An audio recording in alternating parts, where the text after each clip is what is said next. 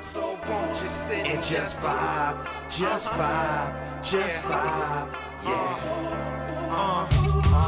Got another one, yeah, another one. So won't you sit and just vibe, just vibe, just vibe. Yeah. Used to want the wealth of 1,000 sheiks. Closet full of Jordan and silk on my sheets. 100-man fleet, all strapped to the teeth. No need for beef, cause it's all love, still respect in these streets. And that was me 20 years ago, being serious. Before reality hit my inexperience, I thought everybody wants the same goal. We on the same team, getting to that end zone. But if you don't play your part, then we don't win. Accept your share of the blame, cause we all men. Everybody got their own path and it's different. But lack of empathy makes us indifferent. Your struggles ain't really greater than mine, but how you handle it is how your character is defined. No need to cry over wasted time, a thing of the past. A grown man now, only out for the cash. So what you want, dub? A mansion and a yacht and a whole bunch of cars on a 20-acre lot. For what you need, dub? Just 4 corners and a roof. Central AC, enough space for a booth. For what you want, dub? 10 dime pieces looking royal. Chilling by the pool, all covered in oil. For what you need, dub? Just one down like the soil. 6 or a 7 inch, you gotta be loyal. So what you want? It ain't about a want, it's what I need. So what you want? It ain't about a want, it's what I need. So what you want? It ain't about a want, it's what I need. So what you want? It ain't about a want, it's what I need. Reminisce on times that I was chasing a dream. Getting where I didn't throw a stake in the team. The light will shine bright with my face on the scene. Anxiety builds, I don't wanna be seen.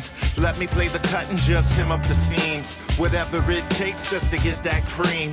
Fuel to the fire so we get that steam. Made a whole city lit with a nigga from Queens who played jury with a judge that'll rip that spleen.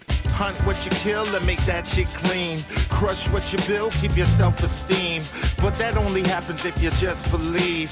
To make it up to heaven, yo, that's how to achieve. A whole lot to finish before I cease to breathe. Give it to him straight, no trick up the sleeve. Duck the BS, I gotta bob and weave. I chill in the crib So and I smoke want, my dog? trees. A mansion and a yacht and a whole bunch of cars on a 20-acre lot. For what you need, dub? Just 4 corners and a roof. Central AC, enough space for a booth. For what you want, dub? 10 dime pieces looking royal. Chilling by the pool, all covered in oil. For what you need, dub? Just one down like the soil. 6 or a 7 inch, you gotta be loyal. So what you want? It ain't about a want, it's what I need. So what you want? It ain't about a want, it's what I need. So what you want? It ain't about a want, it's what I need. So what you want? It ain't about a want, it's what I need.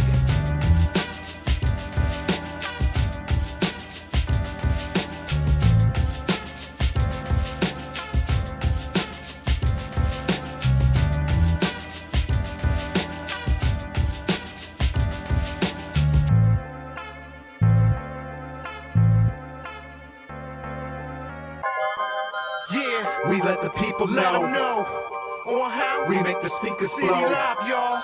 Come on, Let all the people know. everybody. Check it, we make the speakers blow. You and your whip getting lit to this. Whether you on city strips or the middle of the sticks, the foundation that we built brick by brick, smooth as peppermint. This Carolina resident, never hesitant to run the interference. Might give them a sample, I didn't give them clearance. They seem incoherent at the sight of my appearance. They look into my eyes, all they see is perseverance. Maybe a little fearless, sipping that Uncle Nearest. Look at the rap game like ready to commandeer it. Then I'm disappearing like I don't wanna hear it. The face on my haters, hell yeah, I wanna cheer it. This ain't for the touchy-feely. Your support group might abort troops and the captain they report to. Sucker, you old news, now heed my command. I'll have boots on the ground from 1,000 different fans. Yeah, We let the people let them know. know on how We make the speakers City blow. Live, y'all. Come on, Let all the people know. everybody. On how we make the speakers Hey yo, blow. you fucking with me, better get your shit right. I'm scarier than walking through Brownsville at midnight. Man, I've been there, the streets get darker than Wesley Snipes. You better have a gat, bat, or a knife. I was outside when niggas had Suzuki Samurais. Impala SS's the hoes with fantasize. Speakers going dumb like E40 in the whip. And you know that I keep it, got the 40 in the whip. Got the 30 in the clip. If you check it out my drip, they say, right there, put the hop in the hip. I say you fucking right. Young and I've been nice. Like white people say, you're skating on thin ice. I was raised around savages. The shit that I seen make you say, damn, like fabulous. Niggas stretching coke just like Reed Richards. They moving that bass. Do you get the the picture, my nigga. Yeah, We let the people let 'em know. know. On how We make the speakers City blow. Live, y'all. Come on. Let all the people know. Everybody. On how we make the speakers blow.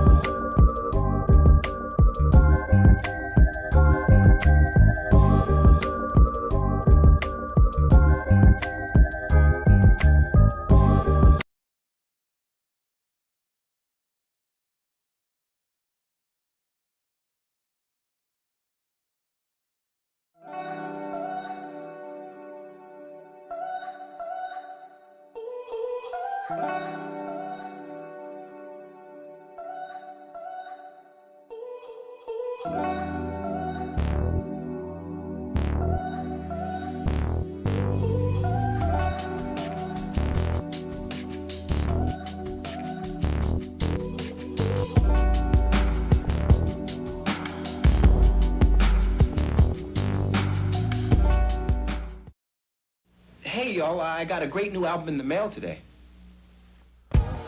B-Dub Beats. Whether you're in the mood for romance or an intimate night of fondling and hardcore fucking. If you're into water sports, this is the soundtrack for you. Let your stream of conscience flow as you rock over B-Dub Beats. Cause you know you want it bad as I do. B-Dub Beats. Light her ass up. She said her shoulders hurt, but those B-Dub Beats were playing. Oh man. Some things are worth pulling out for, like B-Dub Beats. Here are the beats that made Florida Evans drop the punch bowl.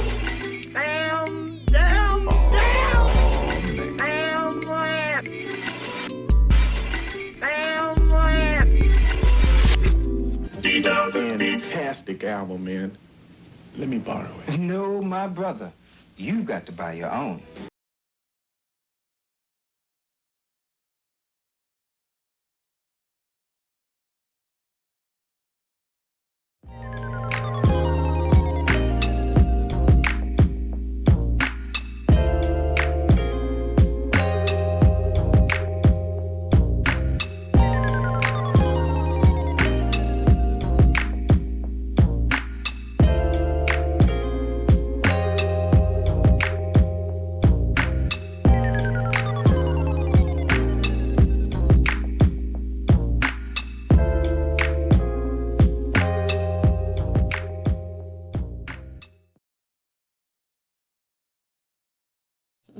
And we're live. What up, what up, what up, Yo, what up, yo, what yo. up? Back in effect. It is the effing podcast. I am B-Dub.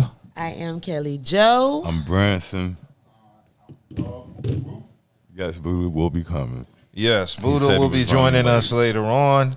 It's been a very action-packed week this week in Raleigh. There's been a whole lot of happenings and a whole lot of goings-on. That's a good word for it. So, Definitely been a whole lot. yeah, to that. Raleigh been popping this whole week. Of course, the fair just started up this week, so there's going to be tons and tons of traffic, tons and tons of cholesterol, saturated fats. Concerts in the area. A lot of traffic. Yeah. No roads to drive on. Let's discuss, because Chris Brown was in town this week in the beautiful city of Raleigh, and it was a very ugly scene due to traffic. Traffic was everywhere this week in Raleigh. A lot of people were complaining about the Chris Brown concert. They were basically saying traffic was so bad. A lot of people didn't even get the opportunity to make it to the concert. It's poor planning. It's Poor planning? It's poor planning on people's part. It's poor planning. You know like you gotta leave like we early were for some talking shit about like that. earlier. You know, what time did you say the gates open? Gates open at 2:00. Okay, so if the gates open at 2:00, that means that you What need time is the show? 7. It don't matter. It don't matter because you know this is Chris Brown. This is Chris Brown. This is Dreamville all in one day. You see what I'm saying? This is Dreamville all in one day. People coming in from everywhere. You see what I'm People saying? flying in. This is Dreamville all in one day. Yeah. And it was just poor timing on people's part because Raleigh traffic is already horrible. On a regular, what was it, Wednesday? Tuesday, whatever day it was, Raleigh traffic is already horrible on a Tuesday as is. People trying to, get from work, get to work, school buses on the road, stuff like that. So traffic is awful already. Yeah, so it looks like thousands were stuck in gridlock, and the concert happened at Carter Finley Stadium, and it looks like some people were stuck 5 hours in their car. Yeah. And they ended up walking. Yes, some people just took off on the highway and drove past off the roads, on the side of the roads, and the median, and anywhere they could find space to move their car. So, yeah, there was a lot of people just breaking traffic laws, not really caring. I ain't going front. It's kind of hard. How much you think a ticket was?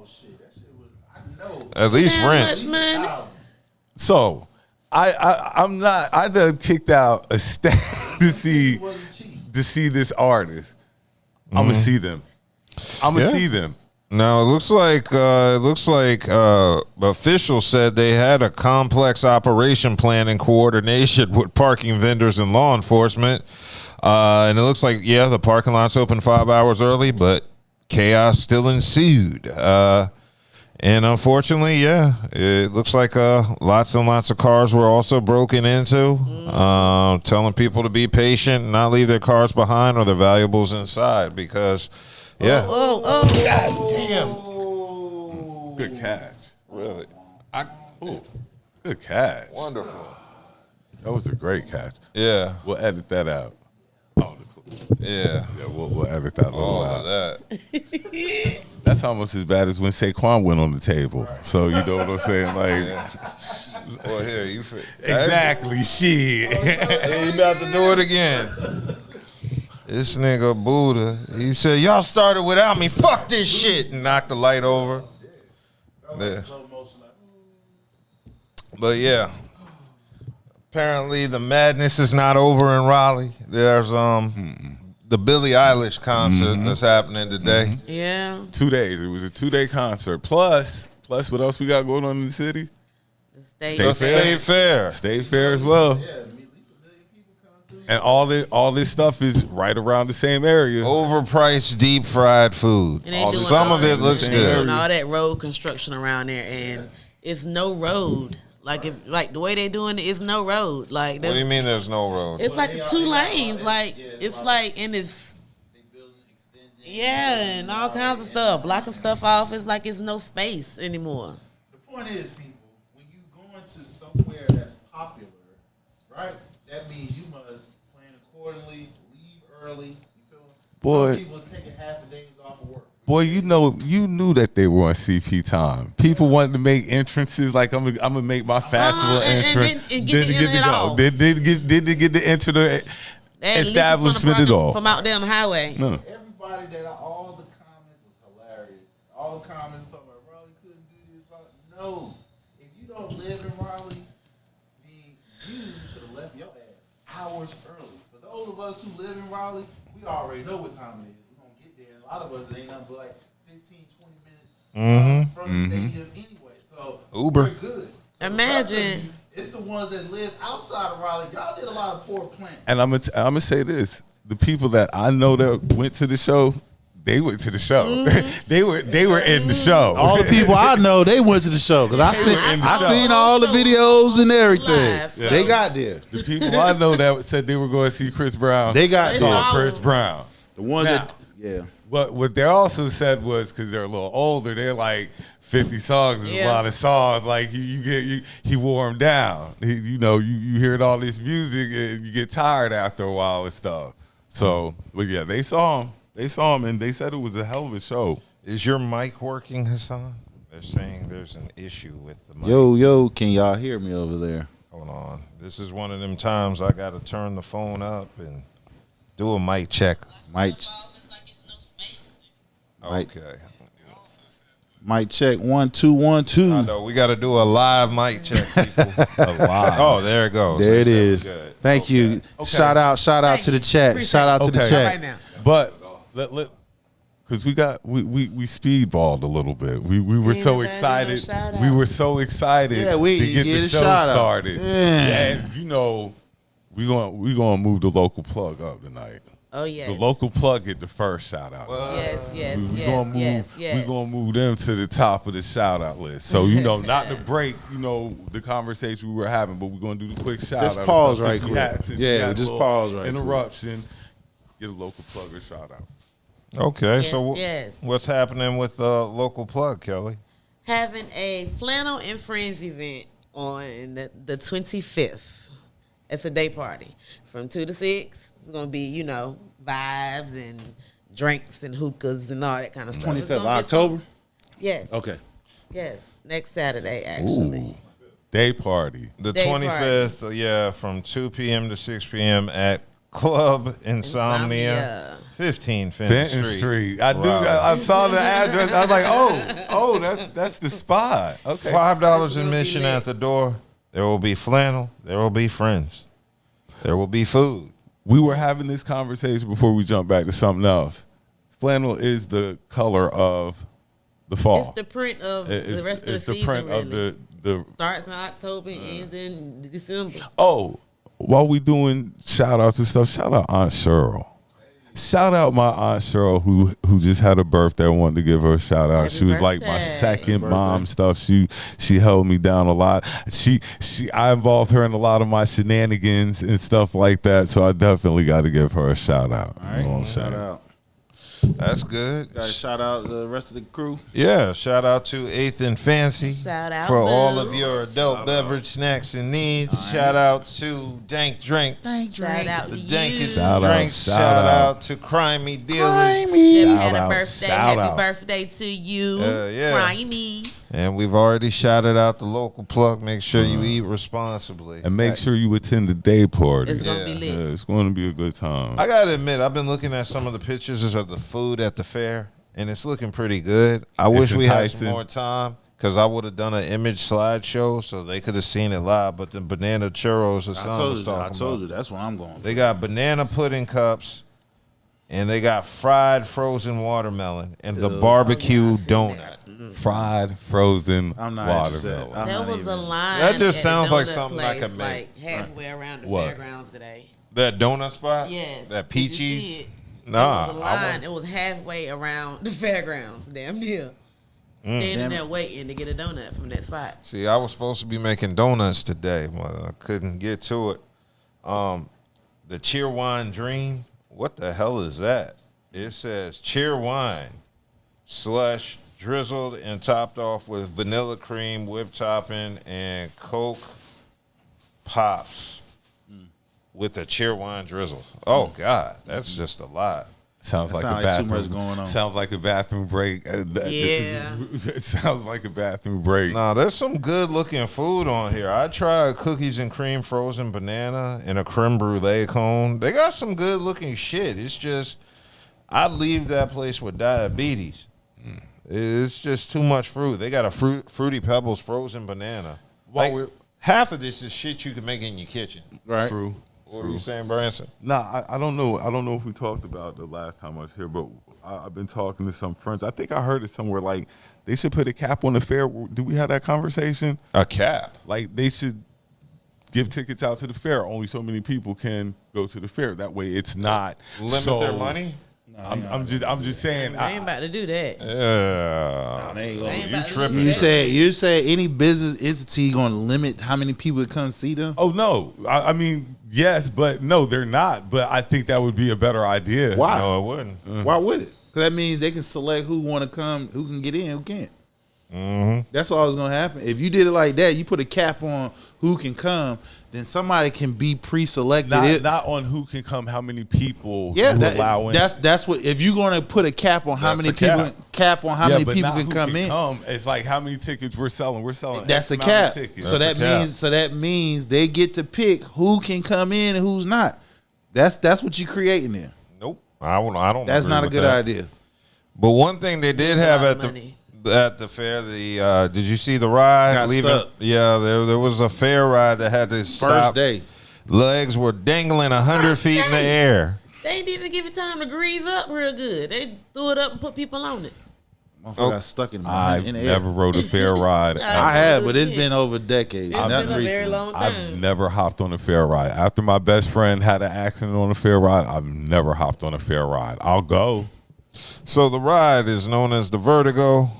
Spins around on swings high above the fairgrounds. Yeah, 100 wrong feet ride. above the fairgrounds. And that's no shit I would ride anyway. The Just wrong 'cause- ride. to get I got stuck on it before, but it's been years ago. Yeah, I'm scared of heights. So there's a lot of shit I wouldn't rock with. I would. I mean, like I said, I fuck with roller coasters, so I get an adrenaline rush I off can of that. deal with certain roller See, Final coasters. Destination. But I have Listen. to close my eyes when we're at the top. Listen, my 40th birthday, I went to Vegas, went to the Stratosphere. So anybody who went to Vegas and got on the Isn't that Stratosphere, that roller coaster that hangs off the top? that too. But you got they got the free fall shit.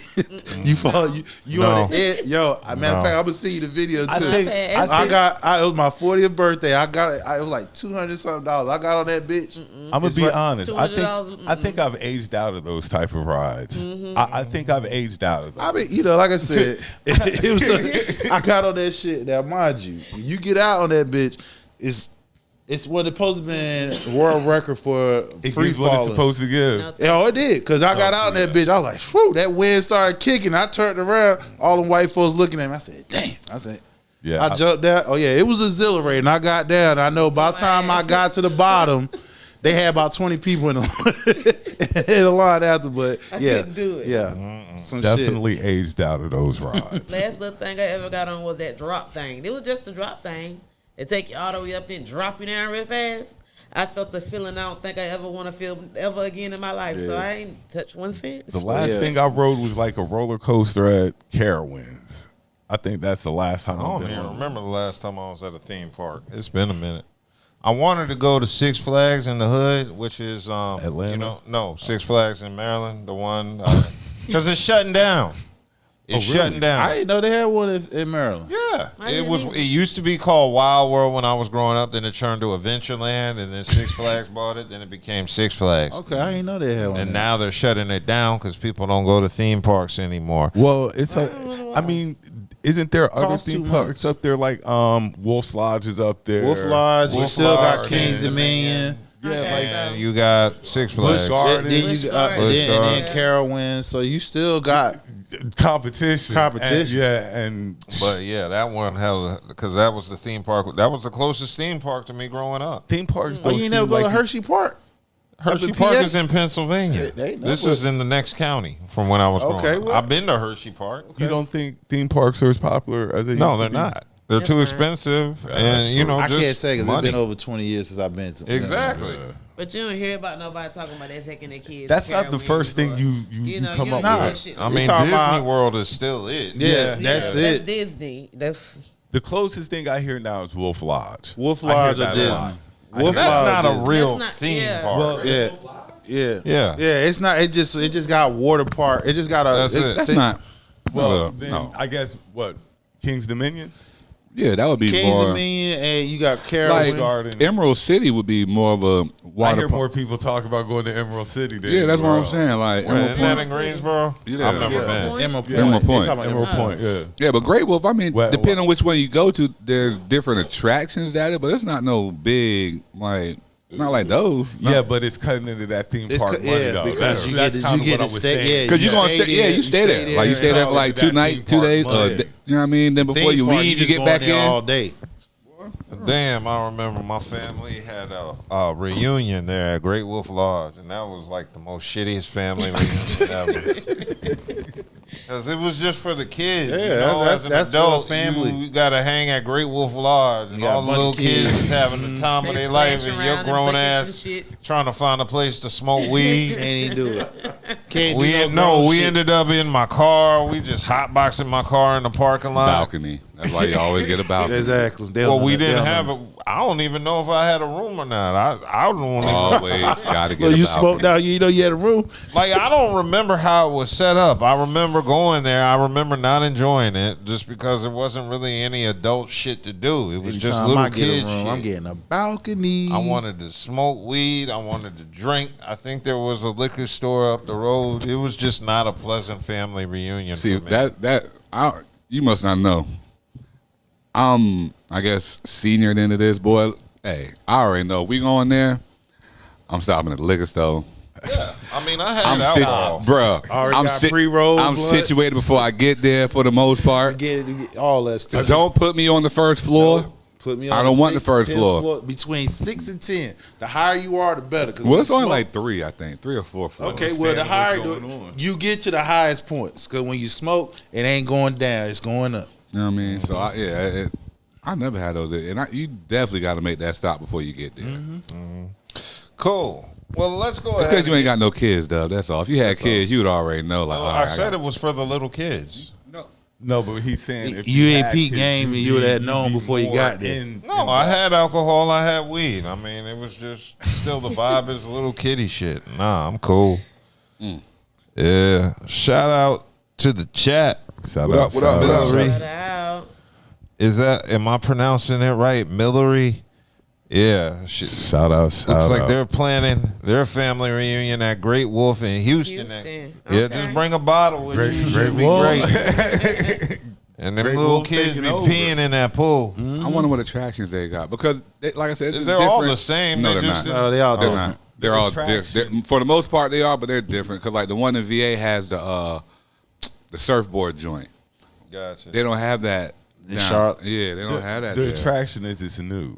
It's a newer. You see what I'm saying? It's a more newer establishment. That's the attraction. Yeah. We've already been to such and such. Let's give this a chance since we've And it's never been indoor, too, yo. Like, you can't beat that part.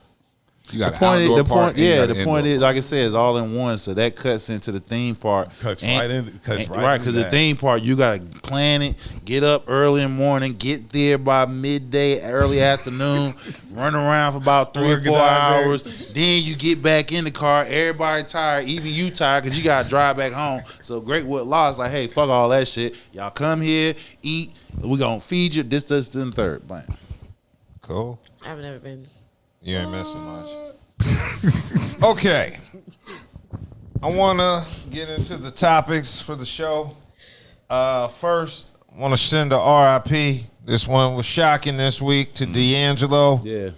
Legendary D'Angelo, Richmond's own, passing away from pancreatic cancer, boy. Fuck cancer. At the age of 51. I was definitely shocked to hear that. D'Angelo is a very private person, so of course we didn't know he was sick, nor did I think he wanted us to know. Yeah. It surprised everybody. It didn't just Yeah. surprise you. It caught everybody off guard. Like, because 51, now that I'm up there, I'm like, that's relatively young. That's young. That's a year older than you. that's young. that's relatively young. So, Motherfucker, you know, we shit, supposed to be have living you well been in our to- 80s and stuff like that. You got your goddamn checkups and all I that. get my Gotta checkups. get them yearly checkups. But I you meant know, to schedule mine, but my doctor wasn't available until November. So I said, I guess we're gonna have to push it back to November. So, but I'm going. certain people's names that you see R.I.P.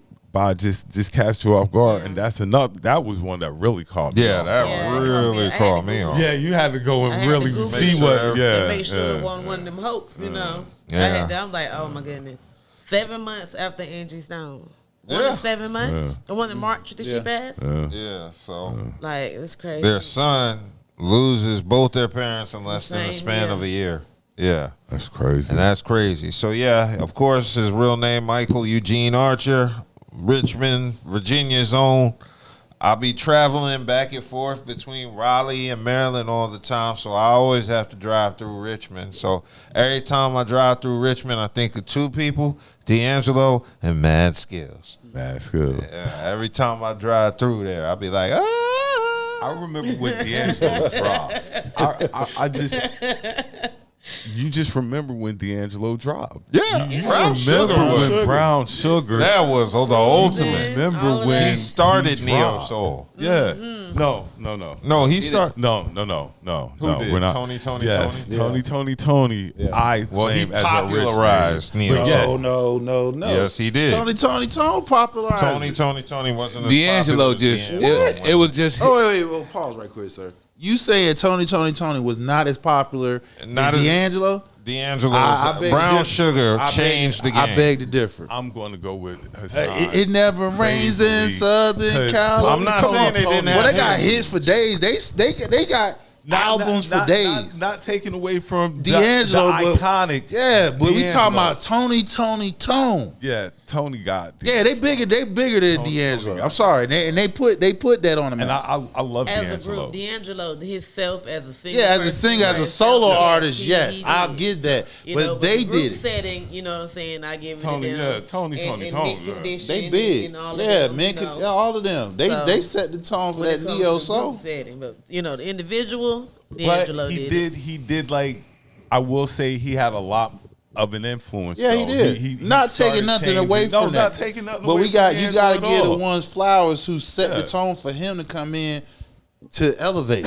But D'Angelo, he definitely is up there. Like if we're all then day. it will go Tony, then D'Angelo. Mint And conditioner, I'll go whatever with that. order you can, all that. I mean, you know. But he was Brown Sugar was so Baki is in the chat. And he Shout says, out Baki. Tony is one of my favorite groups. However, I do not consider them neo soul. And I don't say think the they're same. neo soul So what you either. I consider think they're them, R&B. R&B? Yes, I consider them R&B. I consider them R&B. Neo soul. I consider them like the basis of neo soul. When he got with Lucy Pearl, maybe that was a transition to that, but that no. was after D'Angelo. That's what I'm saying, Yeah. but no. Tony Tone was an R&B group, bro. Because that's why I'm sitting over here now listening to what y'all are saying. The more I think about it, it's like, no. Feels good as New Jack And If- then we Swing. had like- Bilal, he I'm going came to- out. And I'm that was going to- Neo. Yeah, and it was like a whole, that New Jack Swing type That was- thing. I'm going to stand on that mountain. If I'm wrong, I'm wrong. You You wrong. are wrong. And when But- this gets published, everybody's And going to be in that's a. cool. And it's gonna- His name is And Branson. that's Branson. That is Branson. The Eagles guy. I will stand on The it. guy with the Eagles hat on. But Yeah. D'Angelo definitely gets his credit though. He was amazing. Cruising like you said. Cruising. And then he was multi-talented. He played a lot of different Dude, instruments. he was, and y'all, he was involved with Lauryn Hill's, Yeah.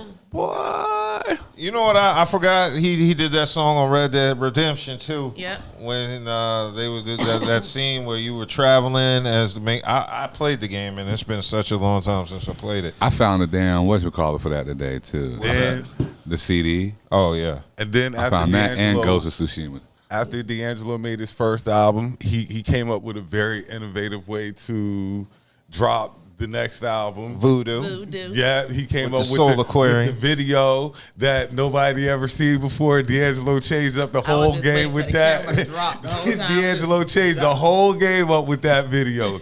Yeah. Never seen it. Didn't expect anything like that. Couldn't even watch a damn video. I could all day. He didn't like that shit. Right. He didn't like that. He didn't like it though. He did. He didn't like being a did. sex object. He didn't want to. Yeah, he didn't want to. I understand D'Angelo's He knew pain. what sold though. He knew what was going to capture the attention of the audience. It damn show that. captured.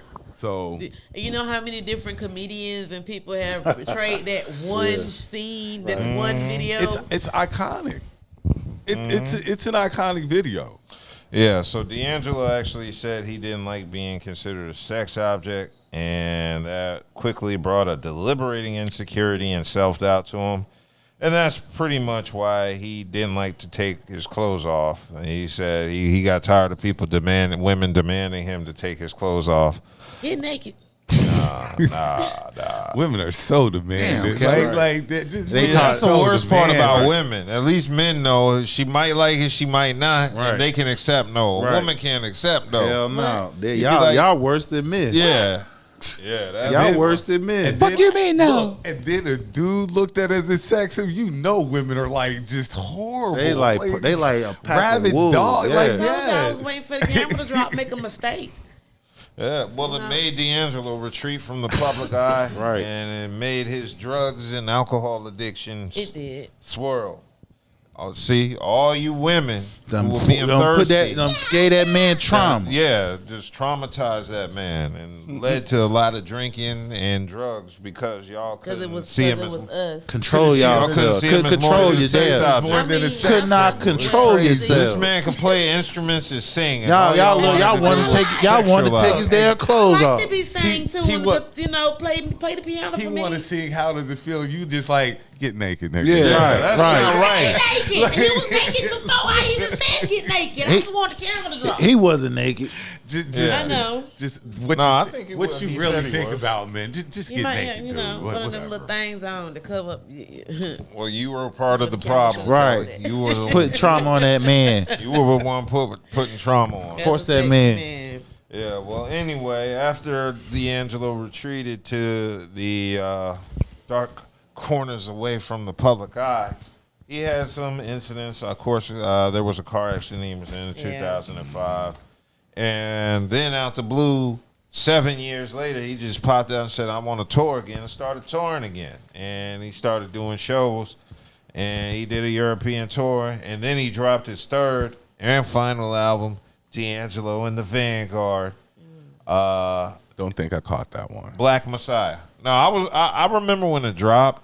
I listened to it and I liked it because it's D'Angelo, but I can't sit here and honestly say I like it more than the first two albums. But it's D'Angelo was still good.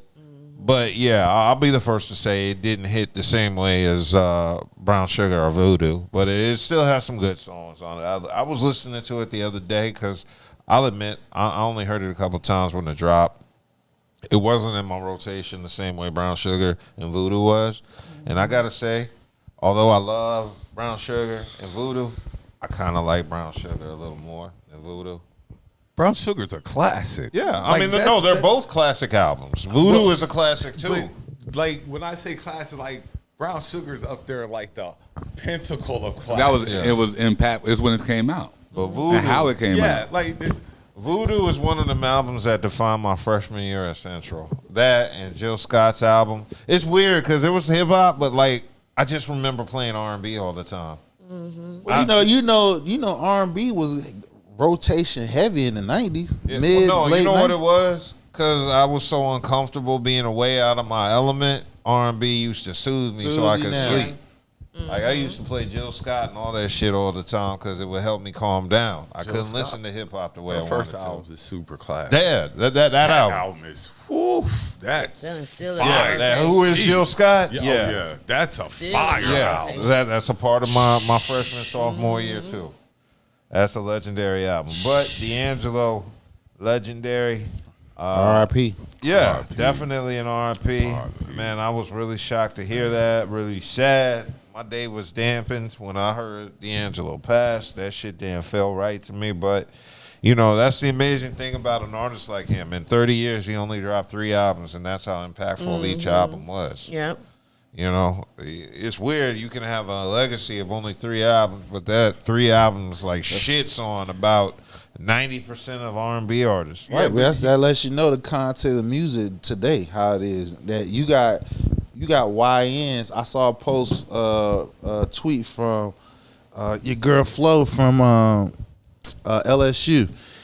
She tweeted about how R&B music hits differently. You know what I'm saying? It's like, yeah, because today I can't even tell you who's the top end R&B artist right now. You feel what I'm saying? And a lot of I'm sure it's Summer Walker. Because Chris Brown. Really. because he's not even R&B. He's considered pop. because like I said, your R&B singers have now all meshed into rappers.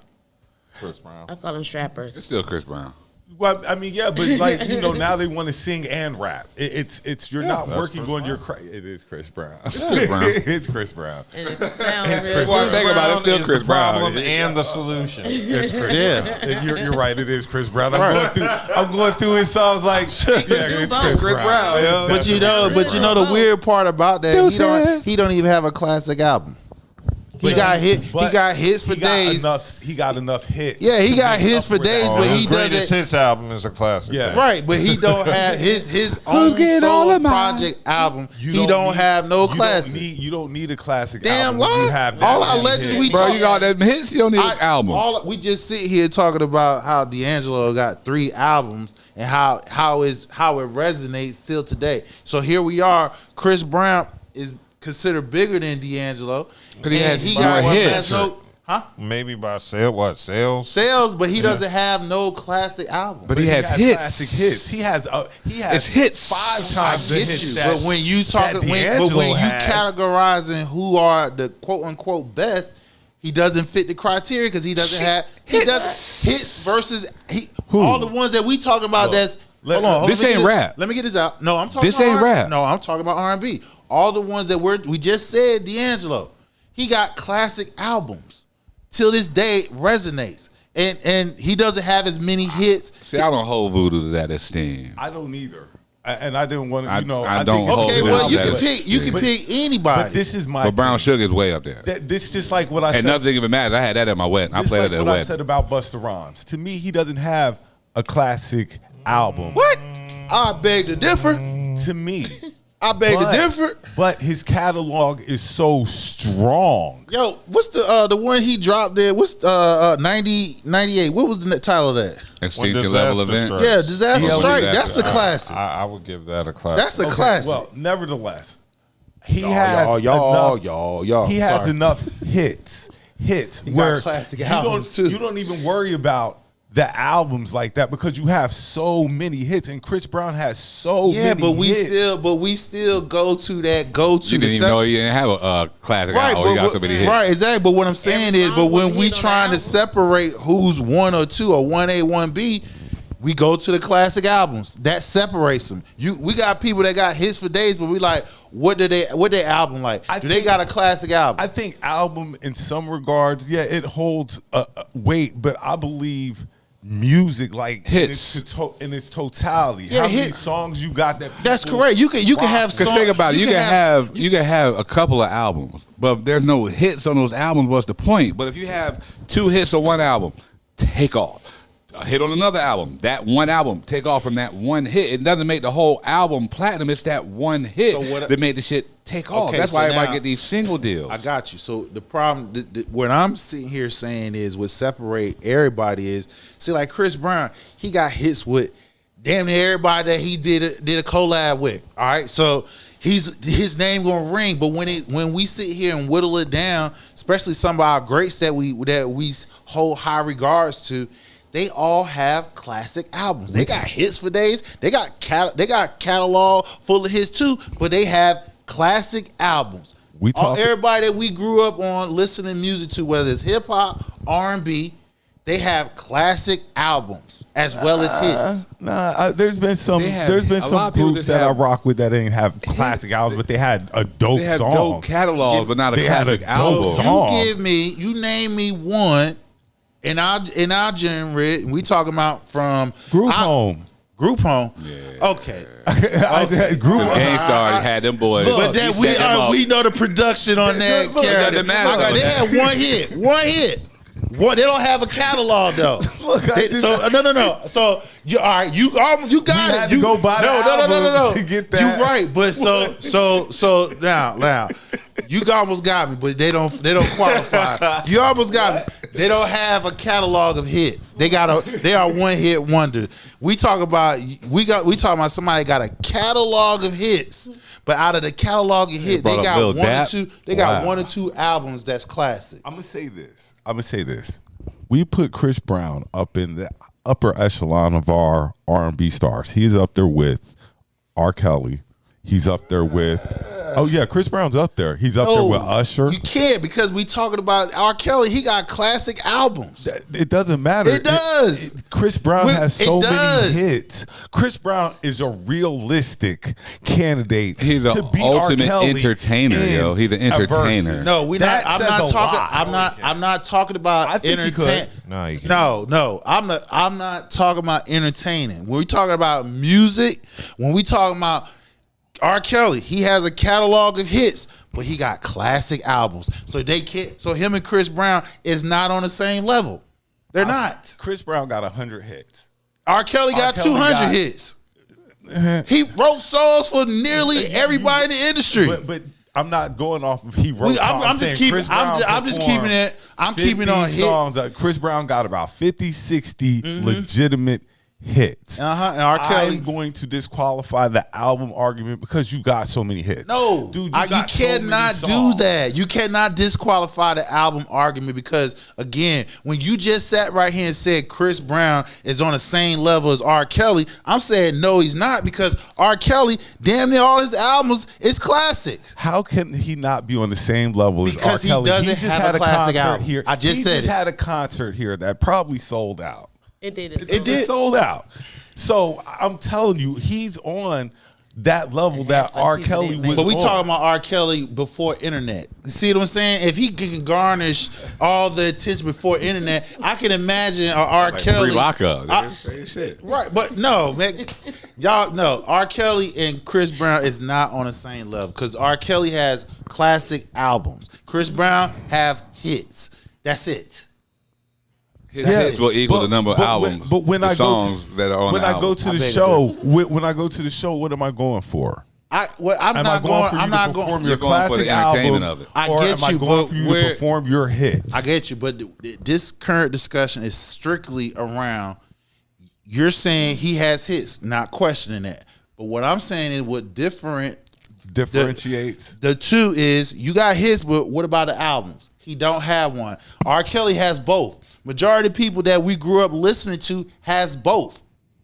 So we cannot sit here and let the new gen come in and we give him a pass. Oh, he got none but hits, but he has no classic album. That's BS. Keep the same status. If the old gen had to sit there, that's how they was judged. He is the same way. He has nothing but classic hits. He has no classic album. Okay, cool. All right, so I wanted to move on, discuss Stephen A, because Stephen A was in the news this week. Actually, past month.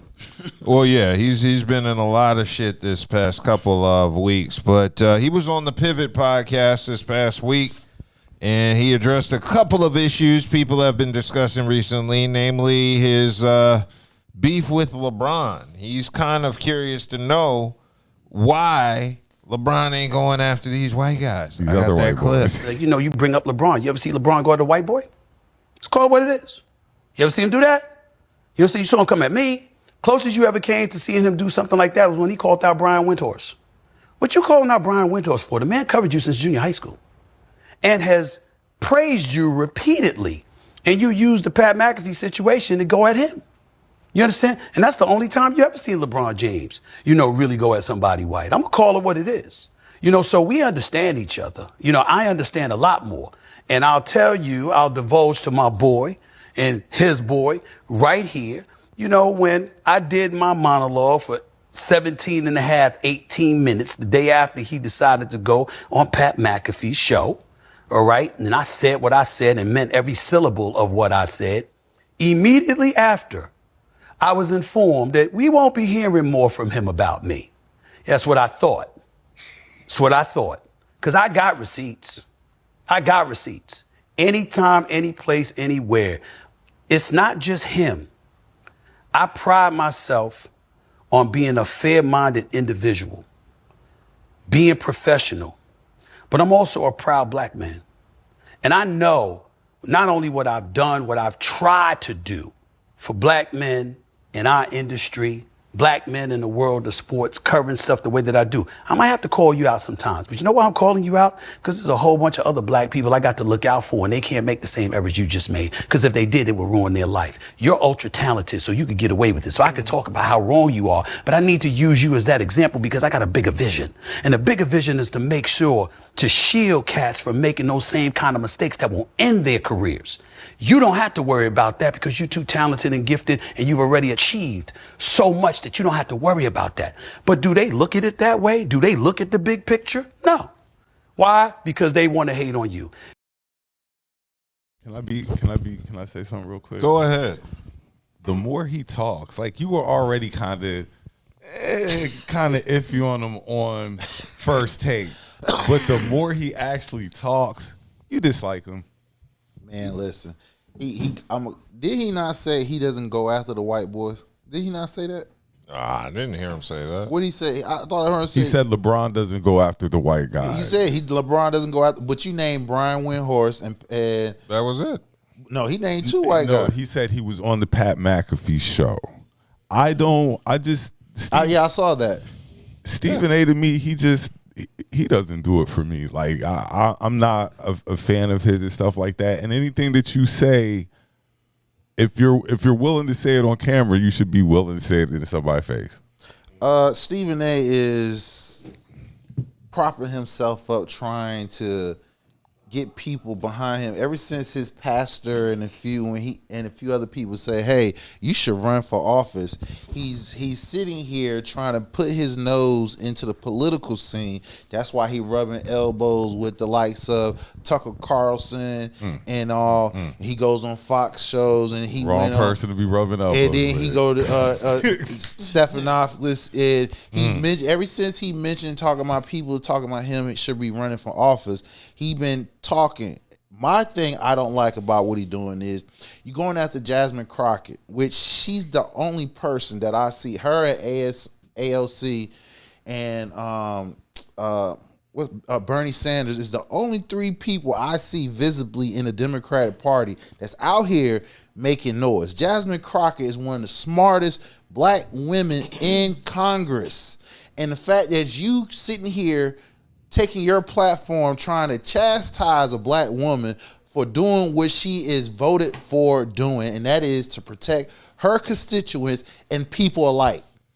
And the fact that you're sitting here talking about, oh, you should be make nice with Donald Trump, like, yo, that he's out of pocket. Then on top of that, you know what I'm saying, you get on your show, then you're pandering. I don't like the fact that you're pandering.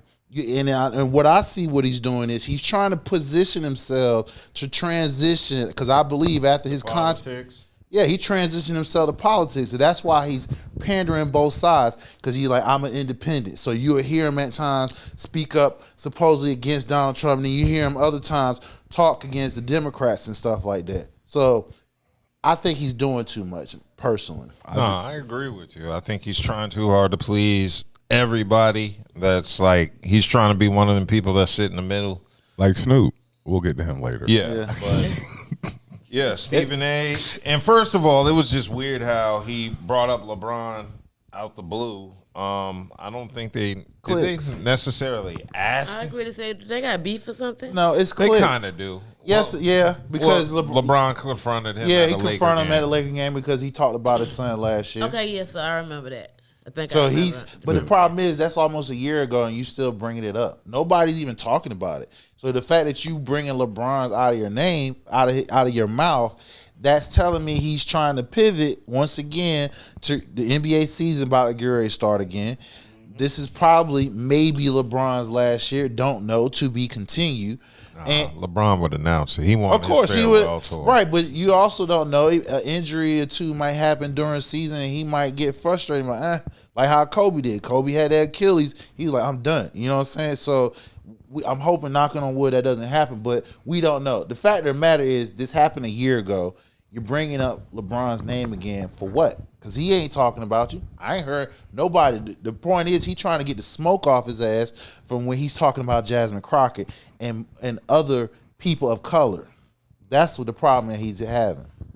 You know what's funny about all of this, though? And after listening to everything, and I don't want to bring up or hatch anything old, but doesn't it sound like he was trying to put Jasmine Crockett in check for no apparent reason whatsoever? And there's no reason for him to even try to? Yeah, he tried because she's the But most for what? visible. That's what I'm saying. But not even because of anything. But why? If whatever she's doing is effective and it's working for her, why are you worried about how she's getting her message across? Why is that bothering you so much? Why does that bother Considering people so much? that you come from a family of women, your mom was a strong woman. God bless her Your soul. sisters. Your sisters and everything. And the format that you come from, you can identify what Jasmine Crockett's doing. But you're trying to condemn her or put a cap on her. You trying to be the mouthpiece for them white folks. What they've been trying to do is check her and put her in a place, which I'm like, nigga, you come from a family of strong black women.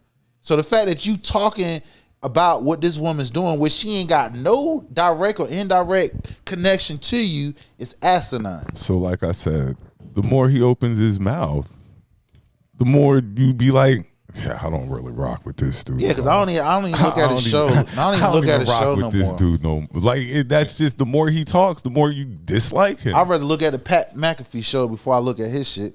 His voice is Aren't they annoying. on the same network? Yeah, they is. And McAfee come on right after. Right after him. So when First Take come on, I play the game. And I wait till 12 o'clock come on, the Pat McAfee show, and I go listen. I look at his because his more entertaining. Steven, even though he had a segment a couple weeks ago, I ain't First Take is on. Like a goofy. They got to find something, or it's done because he can't be the. He knows it. That's why he's doing all this talking. He can't be the Molly, so they better find a. Oh, they do. They name him. Oh. They name him. Snow Bunny. I forgot her name. Well, we'll see. We'll see. Yeah, well, anyway, in addition to LeBron, Stephen A. also took time to address the incident with Serena Williams' husband, Alexis. Isn't that his name? Yeah, Alexis and something like that. Yeah, so he basically mentioned Serena at the Super Bowl during Kendrick Lamar in February when she was doing the Crip Walk. And, of course, Serena Williams used to date Drake, so Stephen A. made some offhand comments about Serena Williams. She said, why is she still giving energy to Drake? If she's happily married, she should let that go or go get back with him if he was feeling some sort of way. And, of course, Serena's husband addressed him while he was away on camera, on satellite. And Stephen A. seemed very passive about it, but of course, I ain't got nothing to say. He brought it up, discussing it on the Pivot podcast. I got that clip. Well, let's go to that. Alexis Ohanian and Serena Williams' husband. It would have been an entirely different situation if I were in studio. I'm on remote. You know, you're not looking at the camera. You there to promote something on behalf of ESPN Plus and stuff like that. And don't think for 1 second that I'm going to let some petty spat get in the way of my money. That ain't going to happen. I'm just not going to do that. Okay, I was born at night, not last night. That's number one. Number two, it really wasn't much because if you think about what I was saying about Serena at the time, it wasn't really about, you know, I was on the air with a couple of other guys and we were joking about Kendrick Lamar performing Not Like Us at the Super Bowl when Serena Williams came back and danced on stage. And obviously I don't cover pop culture, but everybody knew that supposedly Drake was her ex and stuff like that. All I said was, and I should not have said it this way. I'll concede that. But in going to commercial, joking around, I said, hey, take your ass back to him. All I was saying was, as men, if I'm married, and my wife got the energy and the fervor to show up on Super Bowl Sunday and go out on stage specifically to dance off of a song that's disrespecting her ex. My question would be, what's that energy about? Why do you have that energy? Ain't you supposed to be happy with me? But it was more the LA energy. I got that. Yeah. But you said that. Yeah. But I was saying to you how I saw it right at the time. And you saw it. The other analysts on the show might have saw it differently. Yeah. I wasn't even saying, I know LA, Compton, whole nine, I got it. But what I'm saying, I was saying as men, right, we would be like, well, why you got that kind of energy with the ex? Let's talk. What's that about? You understand what I'm saying? It's like I'm looking at it from that perspective because everybody was talking about that was your ex. And that's all I was saying. I was speaking generically. He clearly took it differently. He has a right to. I don't think that he's wrong for taking it differently. I did not mean it that way. And to his face, I would have said to him what I just said to y'all. And I would say, but that you took it differently, I own that and I'd apologize to you because I meant no disrespect. Right. I was just talking about men because I know how we as men can be. If we think our woman got energy for another dude that was an ex, well, let's just take your ass back to him. What you doing here? Why are you thinking about him and you with me? You see what I'm saying? That's all. So that was Stephen A.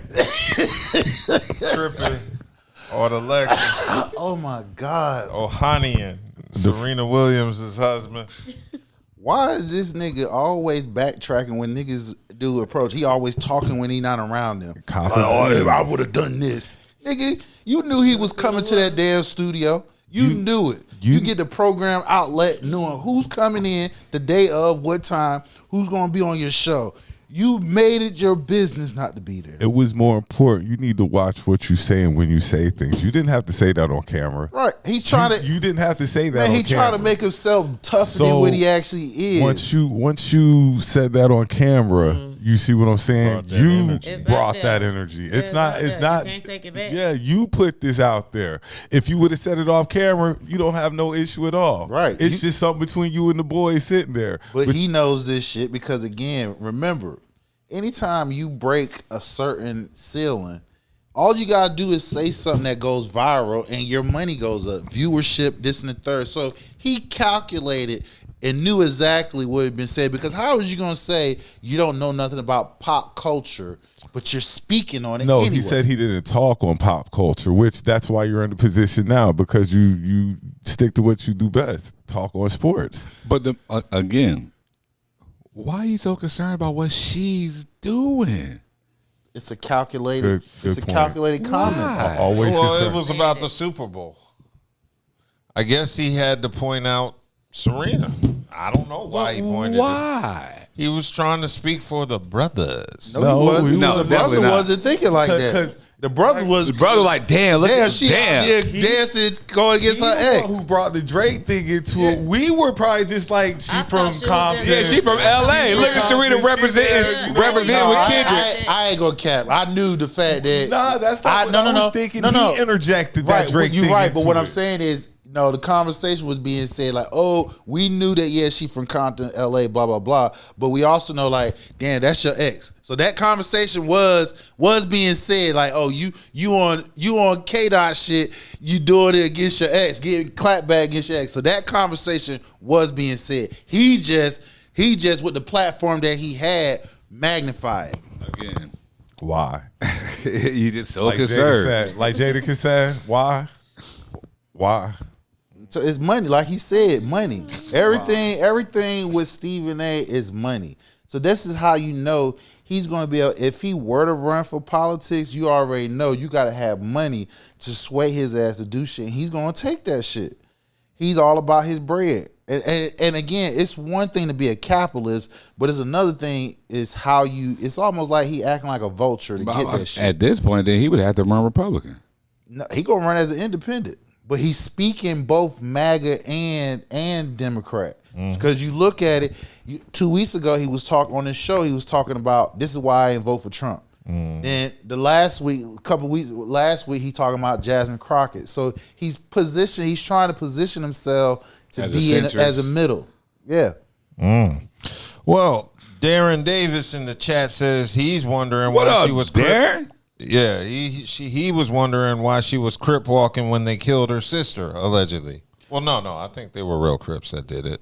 Yeah. Supposedly. Yeah. Well, despite having members murdered by the Crips, they really have a catchy dance. So I mean, and sometimes not you gotta only that, forgive. And you don't know what happened behind the scenes. I don't know if it's fortunate or unfortunately, but Crip lore is a part of American history. Yeah, I mean, like hey, it's a especially big part LA, of like especially Cali.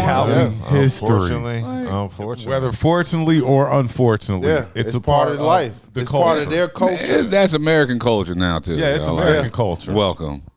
So Cool. Well, let's keep it moving because since we're on discussing LeBron, LeBron did make an appearance on his girls' podcast, Everybody's Crazy podcast, and that's where LeBron admitted that relationships are hard as fuck and that many of his teammates have fallen victim to cutthroat, ruthless ass bitches. I got that clip lined up. Ladies, listen to the king. Did you hear? He say, look in the mirror and say what, King? Tell the ladies because they need to You hear. gotta look in the mirror and say it's not me. Yep. You know, it's The not ladies me. need to hear that. And by the 'cause way, y'all the be men having too. Yeah. The men too, because there's some cutthroat, ruthless ass bitches out here right now too. Yeah. Listen, I sit in the locker room. You know, Okay. I'm in locker rooms and shit Deep now. shit. But it's a lot of women out here that's now kind of flipped the script. They ain't going for everything. And you know, some homies out here that's trying to be good too, and just, you know, trying to Facts. figure it out. And now they looking in the mirror saying, "Damn, what did I do wrong?" Homies, it ain't you. It ain't always Even if it's meant to be, it's meant to be. And if it ain't, champ, like you just gotta. I do think people need to hear that. Now they need to hear stop forcing it. If it's not there, like that's my biggest thing. Because a lot of I know a lot of friends that like I'm like, bro, you're obviously telling me things that like I would have been just stopped it, but like they just scared to like stop it. Scared to be alone. Yeah, so that was LeBron on the podcast, just basically discussing his marriage with Savannah, and how he also admitted he would fight, you know, scratch, claw to keep his marriage together and stay with his wife. Some people were saying some of the shit he was saying was directed at Ayesha Curry and Steph Curry because of their recent podcast shit that was going on. They said something about them. Yeah, so some people were saying Braun was kind of subliminally insinuating. he was insinuating something towards them and stuff like but that. that's people nitpicking. I didn't see anything. I didn't see that, but of course. But yeah, you know, it's for a reach.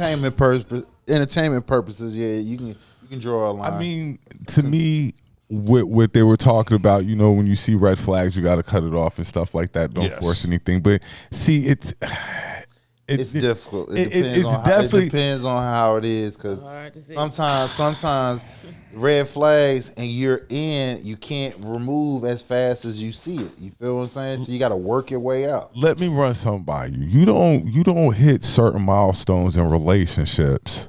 You don't reach 25, 30, 50 years in relationships without going through some stuff. Hell yeah, you got to go through You see some what I'm shit. saying? Sometimes you have to fight through the storm. So I can't completely like agree with it. Like sometimes people do force it though. Some people there are people out there who are afraid to be alone and who don't know when to say when.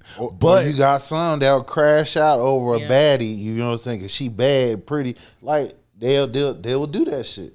They would crash out and they would be stuck in shit like that. So it's a slippery slope, that one there. I mean, but again, like I said though, I mean, what he's saying is correct. You know what I'm saying? Because you got men. We talked about the past month how men out here doing what they supposed to do, and their wives seem like got them on Front Street because they like, you know, men. We like, damn, what was she doing? Why it seem like it's okay to express your feelings and all that in the third, but you got to understand the platform that you on and the people that you talking to. Yeah, that reflects on what you're saying, because if you with somebody like Jada Pinkett and stuff like that, she's up there, motherfucker. Like, all right, well, I got what you're saying, but how's you having that conversation with her when, according to what we know from outside in, Will's supposedly doing what the fuck he's supposed to do. Meanwhile, she out here fucking with a YN. I mean, but at the end of the day, they're what? Still together. Yeah, but I mean, it's not the respected marriage people used to have before. You can't determine what a person's marriage is, and that's the problem. A lot of people. So we can't determine if a marriage is toxic. A lot of people insert themselves into people's relationships when they don't know the dynamic of it. All you're doing is looking at it from the dynamic that You have to insert yourself. It's a red table talk. There's a whole show based around their relationship. They can keep that shit to themselves. And if you talking about it and expressing your opinion, your thoughts and everything, then you open up the dialogue to have that conversation. And plus, I ain't like Ayesha Curry airing her business out to that white woman on the podcast. Oh, that's different. Like, you know, as we discussed, like she's again, she's you gotta delusional. understand your platform. She is though. Like you got the ultimate life, and you sit here, and this is something you write in your diary, your complaints. Or you about talk what about, you got. or you talking about amongst your girlfriends. You don't go on national or TV or a podcast with millions of followers and down talk somebody who changed your life and want for male the better. attention. And you want outside pressure to put on you to whether do I want to be with this man or not. Because if nobody in your eyes is looking at you, right, and your husband is giving you everything that you can possibly ask for, and what's the main thing that women talk about? He's not cheating on you. What the fuck is you complaining about? And that's one thing to have that conversation amongst your family, amongst your girlfriends. But when you're putting it out here, this energy out here, because it seems like the vibe that I'm getting with a lot of women is like they want this get back energy type shit. Yeah. You feel what I'm saying? And it's like, where you getting, I don't care all the atrocities that you may seem, the trauma that you may dealt with, you will never catch up. And you getting on this whole energy, getting back, what's this accomplishing? Well, in addition to that, I just think LeBron was putting forth out there the importance of marriage and his marriage. And, of course, he said he would fight tooth and nail to keep it because he said he grew up as a single-parent home, and he said he didn't like being alone and all that shit. So he's fighting to keep his family. And he understands what he has. Yeah, He I'm the definitely exact understands what he opposite. has. I grew up in a two-parent home, and I like to be alone. That's my problem. So I got to keep thinking about when I'm elderly and shit. I'm like, nah, nigga, don't be Nigga, when close you get to me. old, nigga, you gonna rethink that. I know. It's too late to rethink it because you old now. I'm You old, there I'm gonna have now. paper. I'm gonna still be fucking with 30-year-olds. You there now. Go ahead, Bill. That's why I got money saved up. I'm gonna just move to a retirement community. Get somebody the key. You can find my cadaver on the couch. Where they gonna be? Passed out watching TV. They gonna be running through you. them young hoes gonna Hey, be but he running cool through with that. you. That's the point. Look, he, I mean, hey, he that's- set it up to where he's good with that. That's if that makes him happy. Hey, who was us to say otherwise? And this next generation, they gonna be, oh boy, this generation bad. Wait till this next generation. Man, listen. All I'm just saying is, people better don't lose what got you here. That's what he's saying. That you losing what got you here. You feel what I'm saying? Whether it was good or bad, it got you here and it kept you grounded. So there's some silver lining in that message that you can use to create a healthier vibe, whatever it is. A healthier vibe. Yeah. In what regards? Anything. You know what I'm saying? I'm positive and healthy and all that stuff. See, I just deal with toxic women. That's really what the issue is. I'm fine. It's the toxicity that attracts you. Yeah. It's not toxic. As soon as I find out they're toxic, I dip. You see me. I ain't in these year-long. You pull them in though. You pull in these toxic women. No, I pull in women and find out they're toxic. I don't go for toxic pull women. in toxic women. So are you toxic? I'm not attracted to toxic women. They happen to be toxic. There's a difference between going for Then you're toxic. attracting toxic women. No, I'm not. Because not every woman's toxic. Some are just Well, homely. your kind can't be. You said something what? You heard him.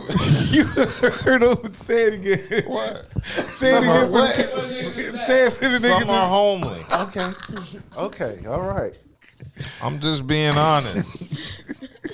The cute ones are problematic, but the homely ones, they're loyal. I just can't walk down the aisle.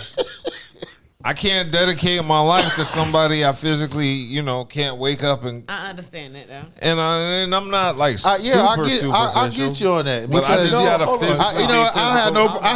He's spot on. Y'all said get a 6. Is that what they said? They're below 6s. No, a six. No, a six. No, I said no. First of all, I said if you get somebody that's average, and average doesn't mean she's not. She has the figure. Face is okay. You know what I'm saying? She's smart. A booty dude. No, she can be. A 6 is attractive. A 6 is attractive. Yeah. If you. I've dealt with I say, some twos a and 6 is threes. attractive. A 6 is attractive. What I'm saying So we're is, the the other higher side of it goes. 5. What I'm saying is, so what? You're saying so, and the other side of 5 is not No, where you're going. it's not. So No. we're 5 and up. You have to. I'm So just if you want asking. to, if you want to be successful, it has to be between 5 and 7. Anything above 7, yeah. But I'm saying because the higher you go up, the more the demand is going to be on them. Is you barely find you barely find a woman that's an 8 and up, and she's give a fuck about what you doing. She gonna give you that back. And if you find that woman between 5 and 7 ish range, She gonna support you. She got all what it takes. She's the ultimate woman. She's what I call the ultimate woman. She got a little bit of everything. For some reason, I just don't want my woman to think that she's a 5. No, I wouldn't. She won't think that. My point. She won't think that. No, she won't think that because you're still gonna do the things that you're still gonna do the things.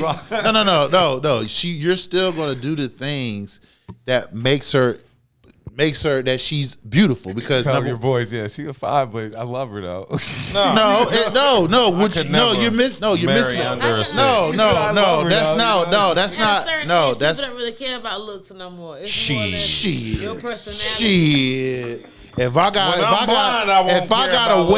gotta wake up to your ass every morning, you better be looking all right. And then when you decide to get dressed up, you're like, damn. I'm gonna say this. Now you might have taken a couple of points off in the look category, but we ain't just we ain't doing that. If you want me to be monogamous to you. No, you think it's okay for a nigga to lay with one of the niggas that Derrick Groves nigga was laid on? No, Derrick Grove had. Nah, we ain't doing that. We ain't doing that because we ain't doing that. I ain't kill nobody. Right, exactly. I ain't on the run. I want to see. If I wake up to you every morning, I better be like, if that was I'm a lucky ass young lady that he was harbored up with. Yeah, I would have called. Listen, but hold on now. But to see the problem is in that situation, we're gonna get off track a little bit. He has no choice because it's like, you right. Yeah, it's either you do life and be with a bunch of niggas, or you with that chick. And at least you able to fuck. You get some pussy. That's why he was in that situation. Right. She was the one, like I said last week, that was tired of seeing. Got to depend on this. But the thing about it is, for him to accomplish what he needed to accomplish, he had. Shut the fuck up. No, not that. But I'm telling you, in the rating range where motherfuckers gonna do the job. So in his case, it was between a 2 and a 4. You know what I'm saying? Range that's gonna help him escape his ass and get him somewhere. They're gonna jeopardize their their own freedom and shit like that. Anybody higher than that wouldn't have done that shit. Inside beauty is bigger than her outside. It had to be. Yeah, but we talking about if we're wanting to be monogamous / be married, you better look like something. I'm sorry. I better be able to feel. I should be able to walk, whether it's around the house, outside. Like You said why would a guy do you if you ain't? Because why? Because y'all women is worse when it comes to, I ain't laying up with that big nigga or whatever the case may be, height, size, all that shit. Dude ain't a certain height, whatever the case may be. Y'all not playing that shit. So if I'm going to be in a monogamous relationship / marriage, I better wake up every morning like. Said, why do guys just hit anything? And it's like, because I wasn't busy at the moment, and I just had some free time. Yeah, we don't have to be physically attracted. To do that. Now to do that, I don't have to be right. 30 minutes. It's 30 minutes. But we ain't wifing her. I had time. Yeah. Right. That's not wife. That's the difference. That's what y'all women get confused at times. Y'all have sex. Y'all have sex with somebody or outside of somebody. Y'all have emotional attached to them. Us men don't have emotional attached. I don't have to have emotional attached. Kelly wasn't physically attracted to every and I can be physically attracted to you. I can be physically attracted to you. If I'm gonna give you some, I gotta be physically attracted to you. So now you sitting there just said you gotta look like something. A little bit. You gotta look like something. I mean, that's just me. Y'all said that ain't have to look like that. We said you do.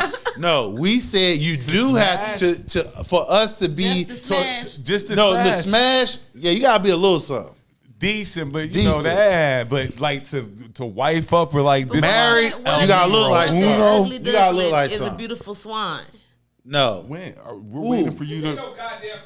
Right? No, we talking about real life. We talking about when you wake up and got coal in your eye, probably a little snot and shit. You still look cute. You still look like I want to get in you. You know what I'm saying? Man. We ain't talking about you gonna scare my ass and I got a damn near about to get a swing on your shit. We're 40-year-old men. You should have come into this beautiful swan thing Right, a that couple shit, of years that ago. that's puberty stage. I mean, shit.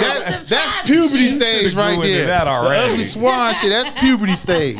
You just ugly swan. I'm sorry, you the ugly duckling. It ain't no turning back. You the ugly You duckling good now. You Like, that's just you. You just ain't Yeah. rude. Now Darren said brothers be out here starving. That's why they hit these mud ducks. Slide to unlock. Right. I mean, that's it. I can't sit here and say every woman I was with was attractive. Look, I had time. I had a couple of minutes. I had alcohol. I had time. Like I had condoms and alcohol. It was a one. So I knew it couldn't be that. It was a one-off. Keep it real. Like it was a one-off. That's it. Like it one and done. It was We a ain't gonna do one-off. it ever I ain't again. even looking back at that. I'm not even looking back at It that. happened. It's a difference. Wow. So in other words, sex for us is not like I gotta be emotionally attached to you. You know what I'm saying? Especially if I need it right then. Right, exactly. It's like, it's just like, okay, y'all put too much emotion behind it. So that is different between men and women. All right, Dub, what else we got, bro?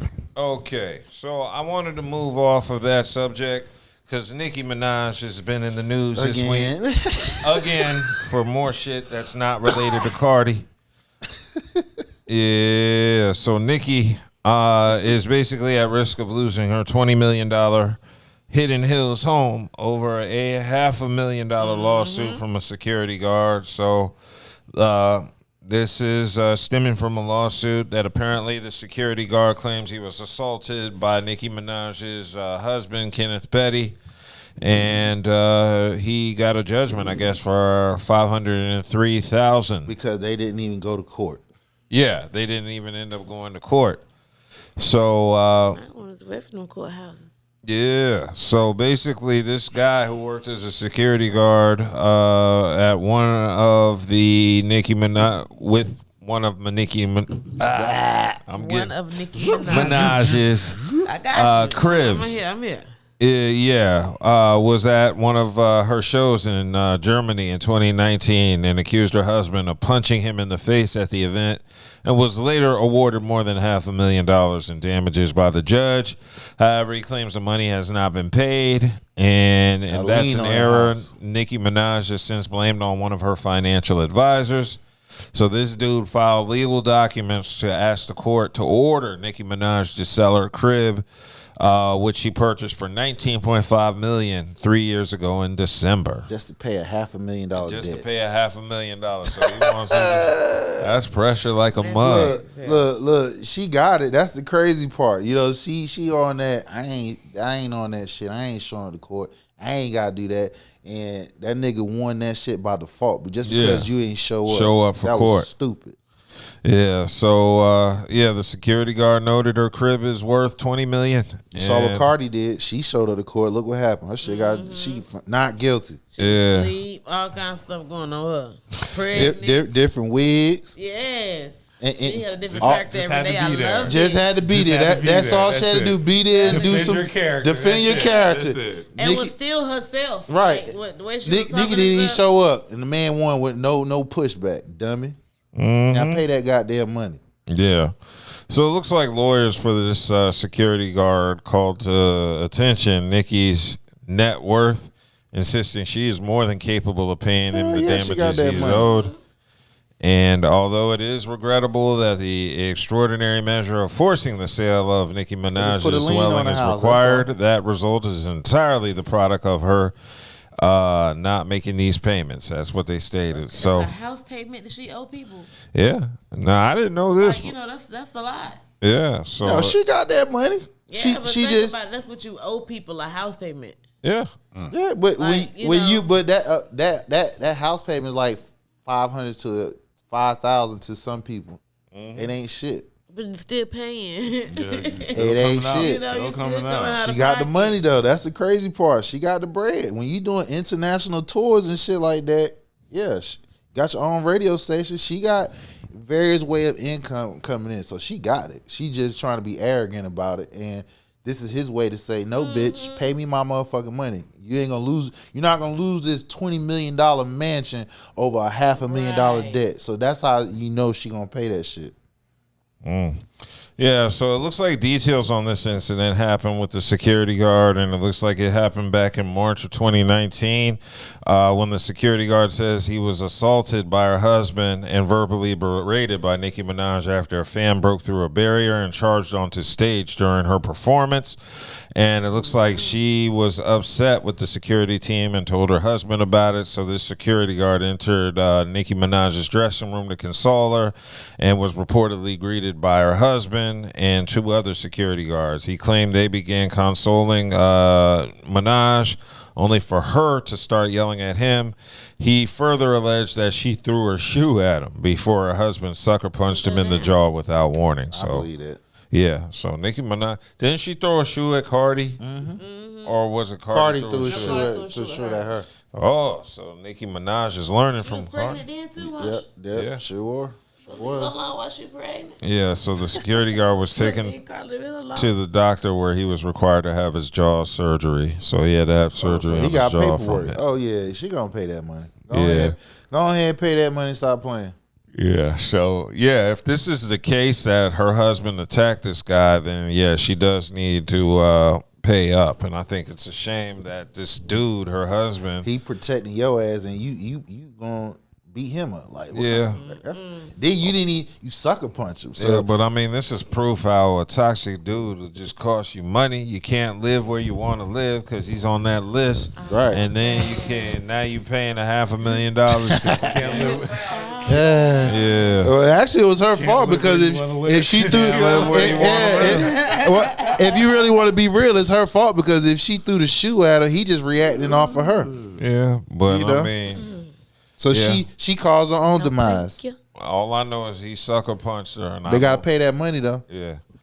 Yeah, so it's not over for Nicki. It looks like apparently on Wednesday she announced that she's not going to put out her upcoming album, NM6. Which is what, 4 months away, some shit? Yep. She said, I'm not going to put out the album anymore. No more music. Hope you're happy now, Jay-Z. She wrote. I have no idea. 5 months away. Why she felt the need to yell out at Jay-Z. Jay-Z, right. She added Rock I told Nation. you, she ranting. Yeah, she added Rock Nation that came begging for her to do a tour and an album, and she wanted to patch it up. They need help from the Queen and the Barbs. That's apparently what she said. Yeah. So she's taunting Jay-Z now about his Times Square casino being declined.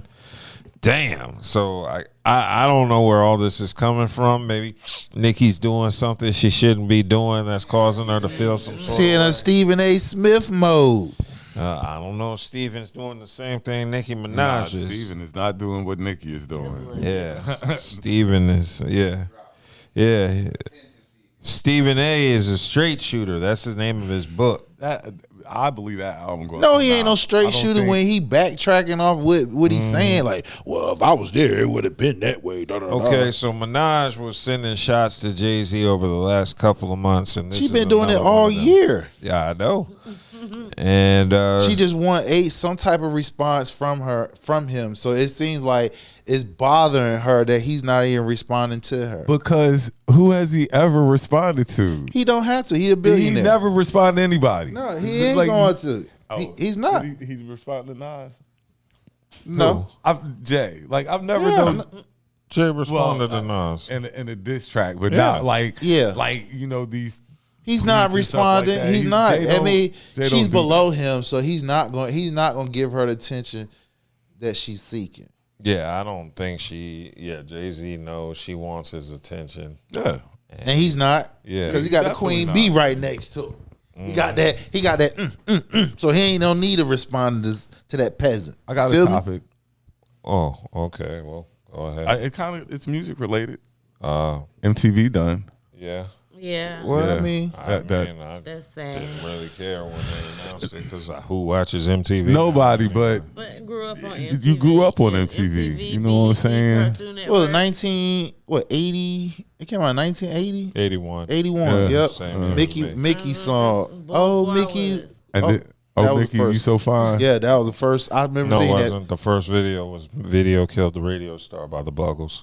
Well, that was one of the main videos that they was pushing when it initially. No, that was the very first video on I TV. didn't. You're not listening, played. sir. I didn't say a first video. I said that was one of the videos that they was pushing heavy in rotation at that time because I remember it vividly when they first started. I mean, exactly. MTV. I mean, they were consumed by what they started. I mean, they didn't make the necessary transition. No, they were consumed by reality shows like that. MTV was they started this game. Yeah, of course, but that's what killed it. Right, but they was stuck on the TV. They didn't transition to like making content like on YouTube and stuff like that. They were stuck on the channel. They had their own channel. And when you able to make videos just off your camera and stuff like that, you bypass. You don't have to go on MTV because MTV was a platform before BET came around. Where if you want your video, you want people to know who you are, you got your music played on MTV. Then BET came along. Then once BET came along, you had Revolt, and all these other spinoffs started happening to where now YouTube was created. Now you make your video, upload it on YouTube. You bypass all that. They became obsolete. Well, yeah, the business model they started off on, which was music videos, of course, was relying on music videos in order for it to work. So once the labels stopped putting the time and effort into music videos, then MTV had to rely on its original programming, which, it faded out. It wasn't that great no more. So, and then you're right. They transitioned to reality TV. That's all it became. Ridiculousness. That's all it is. Yeah, so they started the reality TV trend. What was that first one? No, not Road Rule. What was the first one? Real World. Yeah. Cool. Well, I also wanted to discuss Snoop. Snoop bowed down to the LGBTQ. They just made his ass look stupid. Yeah, so we covered a couple months ago Snoop discussing taking his kids to see the movie Buzz Lightyear, and his grandchildren asked him how was it possible for two women, because the women in the movie had a baby, and so his grandson said, how is it possible for two women to have a baby? And that's where Snoop said he was kind of stuck and didn't know what to tell him, and he said that kind of made him not want to go to the movies no more. So that got a lot of backlash from a lot of people, right, from the gay side of the game. So of course Snoop eventually bowed down to GLAAD, and he's teamed up with them to back Spirit Day, an annual initiative that rallies thousands of celebrities, media outlets, studios, brands, and corporations and more to wear purple and show support for the LGBTQ youth. And this one took place, what was it, October 16th, so it already passed. Y'all missed it. I ain't even noticed it. Yeah, and it finds Snoop showing his support by wearing purple and having conversations with the Voice member, Jeremy Bello, and an out member of the LGBTQ who competed he's on the Team show, Snoop. The Voice. Yeah. He had no choice. Yeah. They backed his ass in the corner and they position his ass like, all right, nigga, you gonna stand on that or it's gonna cost? Yeah, more bad choice of words. They positioned his ass. Paul. My bad. I mean, Snoop is just about money. He about his money. Oh, well, if you really look at about it, money. You're right in a sense, yes. But if you also look at it too, it's bigger than that because it's like, all right. So right now, you don't have. It's free game for anybody to purchase your merchandise, whatever the case may be, whatever's attached to your name. If he sit here and draw that line and stand on what he was talking about a couple months ago, and now you have a member of the show that you work with that's openly gay, and you basically saying in their face, nah, I don't fuck with that. You feel what I'm saying? Not only he gonna lose that gig, because you remember they took his ass off temporarily before he did the Olympics. Over backlash, so he's back on there. This is testing him to see, can you move to the middle or you gonna stay to the right or the left? Whichever side you stand on, you gonna stand on, which is gonna cost them money. Snoop always looks like a hypocrite. Oh, he does. Since He Trump. always That look Trump exactly shit, the Trump all that thing shit. to this. Like, you know what I'm saying? Like Buddha said, you found out real quick how two same-sex couples can have a baby. That money, That he money go for tell that it money. change your whole attitude. Yeah, that money, he figured out that financially that wasn't the best thing to do, and maybe I could go this way and make a little bit more money, because that was a quick turnaround. Damn sure That was. was quick as hell. Damn sure was. That's 2 shows, maybe 3 shows, maybe. Yeah, so Darren says, looks like Snoop is about to promote those new LGBTQ Sketcher 5s. So yeah, he is. Snoop is taking this a step further with Bello having a new song titled Love is Love, featured on the new episode of Snoop's animated children's series Doggyland on YouTube. God. Bello voices a puppy named Zippy that joins the Doggyland family to sing about love. And this includes Snoop's character named Bow Wizzle, a main character that serves as an adult mentor. And basically the song just discusses singing about parents who can love each other despite not fitting the normal temporary, Real quick. I have an old saying. Yes. Never say never. That's all. Because Real quick. As soon as you say, no, I ain't, somebody's going to put your ass to the test whether you're going to stand on that. Change his position real quick. That money, Real quick. Money talk, bullshit walks. And if you look at it, it's like, he's looking at it like, am I going to sabotage my bread just to satisfy people who's not on my level? Or I'm going to play that role and make sure my family is positioned, continue to be in the position that they're in. And everybody that said, oh, I won't do that, bullshit. Because as soon as you say that, if somebody came to you right fucking now and got to cut a check for $1 million, they from that LGBTQ, A plus whatever community, and they said, what you gonna do? You gonna take that shit and dance like with pride. Mm-hmm. So in addition to that, it looks like Bello is on Snoop Dogg's Death Row Records. He's signing to Death Row Records. Or he already signed to Death Row. That's weird. A gay nigga on Death Row Records. Suge Knight is turning in his grave. He's turning in his prison bunk. He ain't been on these streets in a while, but he ain't dead. Yeah, he ain't dead. And then that's their flagship artist too. Oh, God. Yeah. Damn. It just made him. Death Row. It just made him look like you just can't talk. If you're gonna say something and it's gonna be controversy, you better be willing to stand on it. If not, somebody gonna make you eat your Now shit. think about it. Death Row had a gay artist on there, Danny Boy. Didn't Danny Boy come out the closet? Listen, I don't even know. I think I heard that, but I've heard rumors about like a couple, like, you know. Right. Well, this one is openly gay, so there's no question about it. Yeah, I think you're right about Danny Boy though. Yeah, so there've been gay people. Well, he wasn't open. I'll tell you that. No, it wasn't open. Yeah, he wasn't Fanny Boy on Death Row. He was Danny Boy.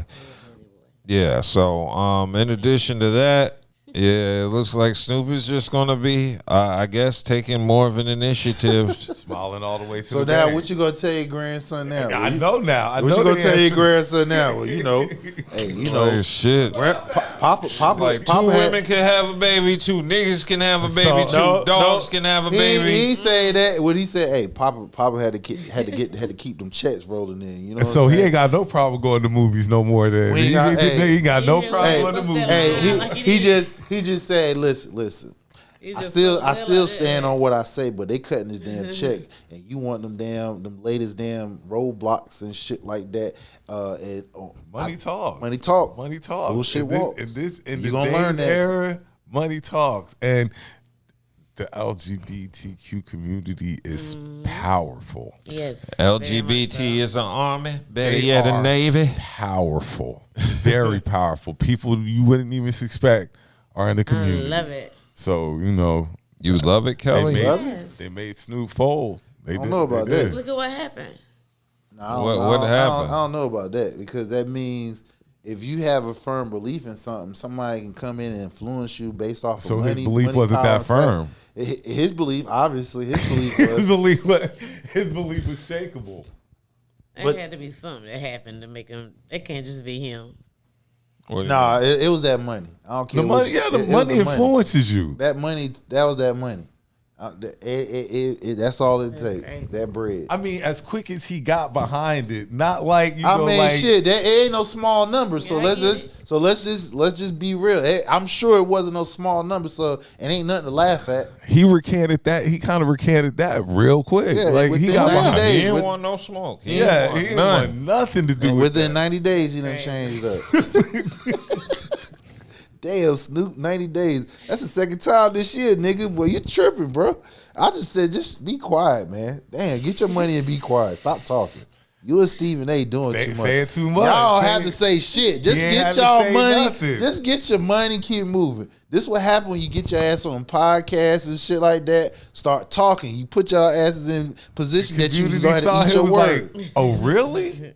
Oh, we about to call that nigga bluff. Oh, really? We about to call that nigga bluff. Now he got a whole you committing a whole vibe to that shit. Yeah, you better make sure you told your grandson like, hey, Papa had to get that money. That money talk. I got a quick. I got another topic. If we're off of Snoop, Yeah. Cash Money or No Limit. Ty. Oh, I'm ready. Ty. It's a tie. I want to say It's Cash a tie. Money definitively like that. It's a but tie. I can't say it definitively like that. Because No Limit got they got you know what I'm saying. But Cash Money they ain't no slouch neither. If you're it's just going 20 songs from each of the it's record a tie. labels, it's a tie. And then you cannot pick one over the other. It's a tie. Both of them got deep catalogs. They got hits, and they had influence around the same time. Because each group has like songs that are just mystical. Mystical has songs that are unbeatable. Hell, Manny Fresh. I mean, he made it. You know what I'm saying? Then you go China White. Then you got Back That Ass like, Up come on. is unbeatable. Yo, make them say, yo. I mean, it's a tie. If you pull 20 songs of each, it's a tie. I don't give a fuck. It's a tie. I believe it's The only way it won't be a tie is because you just loyal to that specific one. But for the ones that's like just talk about strictly music. Look, and then being with John Fiend, Mr. Womp Womp, like if you go by songs, they got 20 songs. It's a tie. Where them hot boys at? It's a tie. That's why it's a tie. Like, No Limit got some. Mia X got. Come on, bro. No Limit got hits. It's a tie, Nick. The only way, like I said, you will say one over the other is because you are affiliated directly or indirectly, and that's make you biased. But for those, I just say affiliated directly, indirectly. If you just like them, but for those who's looking at it from a musical standpoint only, like you said, you get 20 of each. You both gonna be bumping to both of them. It's a tie. It's gonna be. It's a tie. It's gonna be good music. I got a quick one right quick. It's gonna be good music. It's gonna be really good. Yeah, I got a quick. You can't even do a verses with that because they both gonna be. You know what I'm saying? If you did a verse between the two, you're gonna be going with both of them. I mean, come on. But I got one off top right quick. Parents. So you have an adult child. About making them pay a bill in the house. You're against it or for it? And if so, why not? So say if you have an adult child, they work. If they live in the house, Make them pay a bill. Yeah. Yeah, I'm for that, but I'm for that because it's teaching them. Because the bill's going to get more and more. Bill's going to keep increasing. I mean, outside of that, though, I've seen online talk, especially among the black community. There's like it's a segment of parents like, oh, I won't let my child pay nothing, and I'm just like, you a fool, right? Exactly, because the point is. You setting them up for failure, in my opinion, because you're not teaching them no type of responsibility or nothing what this real world is going to be about. And the thing that really, and this is the reason why you got a generation of kids that feel like they're entitled, is because your success isn't their success. So because you made it out the hood and you created your family and y'all well off, whether you grow up, you still have to instill in your child what it took for you to get where you are. Because if you were to go away today and leave them whatever it is that you work hard for, guess what? You lose all that shit. But you know, black people think they're doing their kids a favor when they You're not doing them a favor because if you say you're not doing them a because if favor. your child live with you, they don't pay nothing, but they're causing bills to come up, and they don't have a bank account that got at least $3,000 in it. What we doing? Because I see a lot of other races. They have adult children that lives with them. You know what's the difference in that?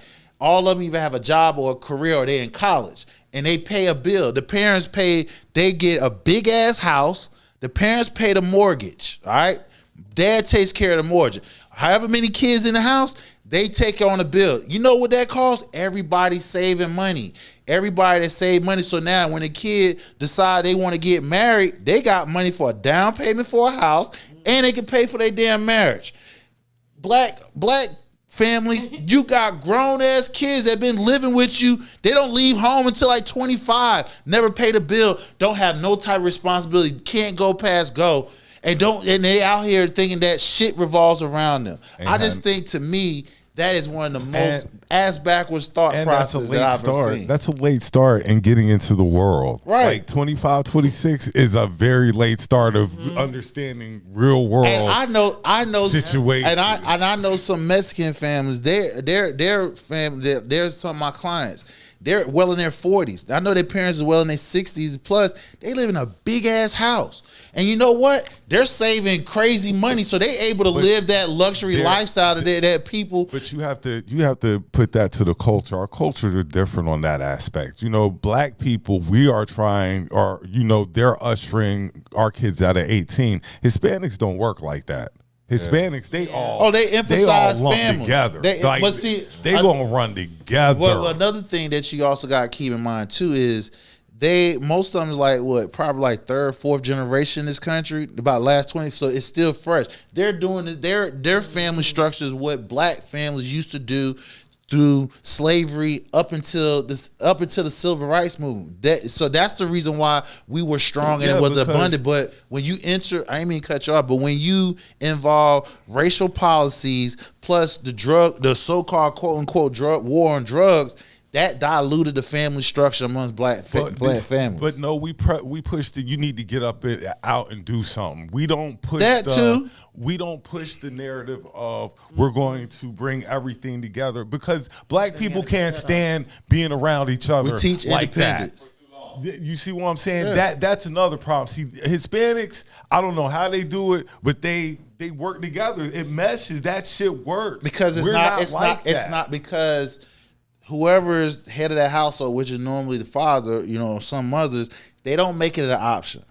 They don't make it an option. We make things like that as an option, like as if, families are what you got there. And like I said, a lot of them is like third or fourth generation over here. So they're still freshly new. So the importance of them maintaining being over here is like, look, you don't have an option because it's not. You know what the fuck you going back to? You can't say that to a black family because where they going to? The only thing you say is you going to jail or you going to die. That's it. But I just think that, we should, some of us, because mine, I tell them, you can come home. As long as you work, as long as you in school, you can come home. You know what I'm saying? But you're going to take care of a bill and stuff. Everybody's going to benefit financially. The black family is not tight like it used to be. It's not as woven as it used to be. It's not. And we can trace it back to grandmas. Grandmas was the reason we were all together. Grandma made sure that everybody got together, regardless of what. Yeah, and now since grandma gone, a lot of people have gone their own way. The family isn't. Well, outside of that too, like I said, the one thing that really diluted black families was the initiative of welfare as well as the war on drugs. Those two things right there watered down black families as a whole, because when welfare came into form, that means I don't need a man. I can get, all I gotta do is have kids and I can get this check. And it was structured to where a man couldn't be in the house, because when welfare was initially created, you can be married, but if you want financial assistance from the government, you cannot have a man in the house. So the trend changed over to where I can have kids and don't have to have this man in the house. That also created a breakdown in the black family and the black culture as a whole. Also, when you had drugs was introduced into the black community, you know what I'm saying, that had a lot to do with it as well, especially from late 80s all through the 90s. You feel what I'm saying? And that left a lot of trauma. And that left a lot of trauma on generation. And see, Hispanics have never went through the trauma that black people have Of course, because they still new over here. That's what I'm why saying. their family runs like that. They don't have that generational trauma that we've been through. They've had their traumas. Don't get me wrong. They got their traumas, but nothing like what we've experienced. Nobody's ever been through anything. Yeah, I just gave like you the the American black. I just gave you the decade from 89 to 99. You can go from right there. Yeah, but nobody's been. We go back, Jim Crow, all that. Like nobody's ever come through. But anything like the American black we has. still survived through the Jim Crow area, segregation area. I gave you two important things what really broken down the black family: welfare and the war on drugs. The war on drugs, definitely. Yeah, the war on drugs and welfare, and they both came right after each other, because welfare was introduced like middle to late 60s, you know what I'm saying? So a decade before I was born and stuff like that. Then the war on drugs happened another 20 years after that. So they both came behind each other. So that right there diluted the breakdown of family structures to where grandmas became mothers again, holding down the families. Then once grandma passed away, the family broken down because the mamas, they still haven't reconciled with the traumas, or the daddies haven't reconciled with the traumas they committed on their kids. Kids haven't came to the point they forgive them because nobody has healed from that. Nobody has no proper mental health. Mental health is real. Yeah, mental health. Seeing a professional help to reconcile those wounds. So because of that, that's the reason why the black family as a whole today is sexualized. It's splintered. It's splintered. Cool. Well, let's go ahead and keep it moving, because there were a couple topics that we covered last week that I wanted to give a follow-up to. Namely, a topic last week we covered on Saweetie. Oh, yeah. Who was accused of being a yacht girl and outed by her alleged madam, Maybach May. So that has been kind of the talk of the internet, and Saweetie has finally responded, or sort of responded. She's denying the escort claims, and she's claiming to be lawyered up. She said the recent accusations made about me are false, defamatory, and deeply disturbing. These claims misrepresent the facts and are solely aimed at damaging my reputation. This person never managed me. She was simply introduced to me by family. Her motives are now obvious. I'll let the lawyers take it from here. We will see what happens next, but Saweetie's lawyering up, so maybe she's denying these allegations. If so what? What? That she was what you call her? Because that's illegal. Yacht girl. Isn't that illegal to be an escort, or? Yeah, but it's not proven. It's just words that's been said. But I mean, somebody's putting that out there. Somebody's accusing her of being a prostitute. Yeah, well, yeah. Yeah, I mean, you got people pulling up receipts on her on different yachts and stuff like that, and who the people that she is affiliated with. Plus, on top of that, her music doesn't add up to her lifestyle. So yeah, that doesn't add up. Hey, get it how you live. Hey, ain't nobody knocking you. Do you? Do you? Hey, if that's what you do, that's what you do. Don't get caught. That's all. If it's illegal, don't get caught. She said you was fucking some men, the married men. So she said, give her bread, or she gonna tell your business. Pay that woman her money.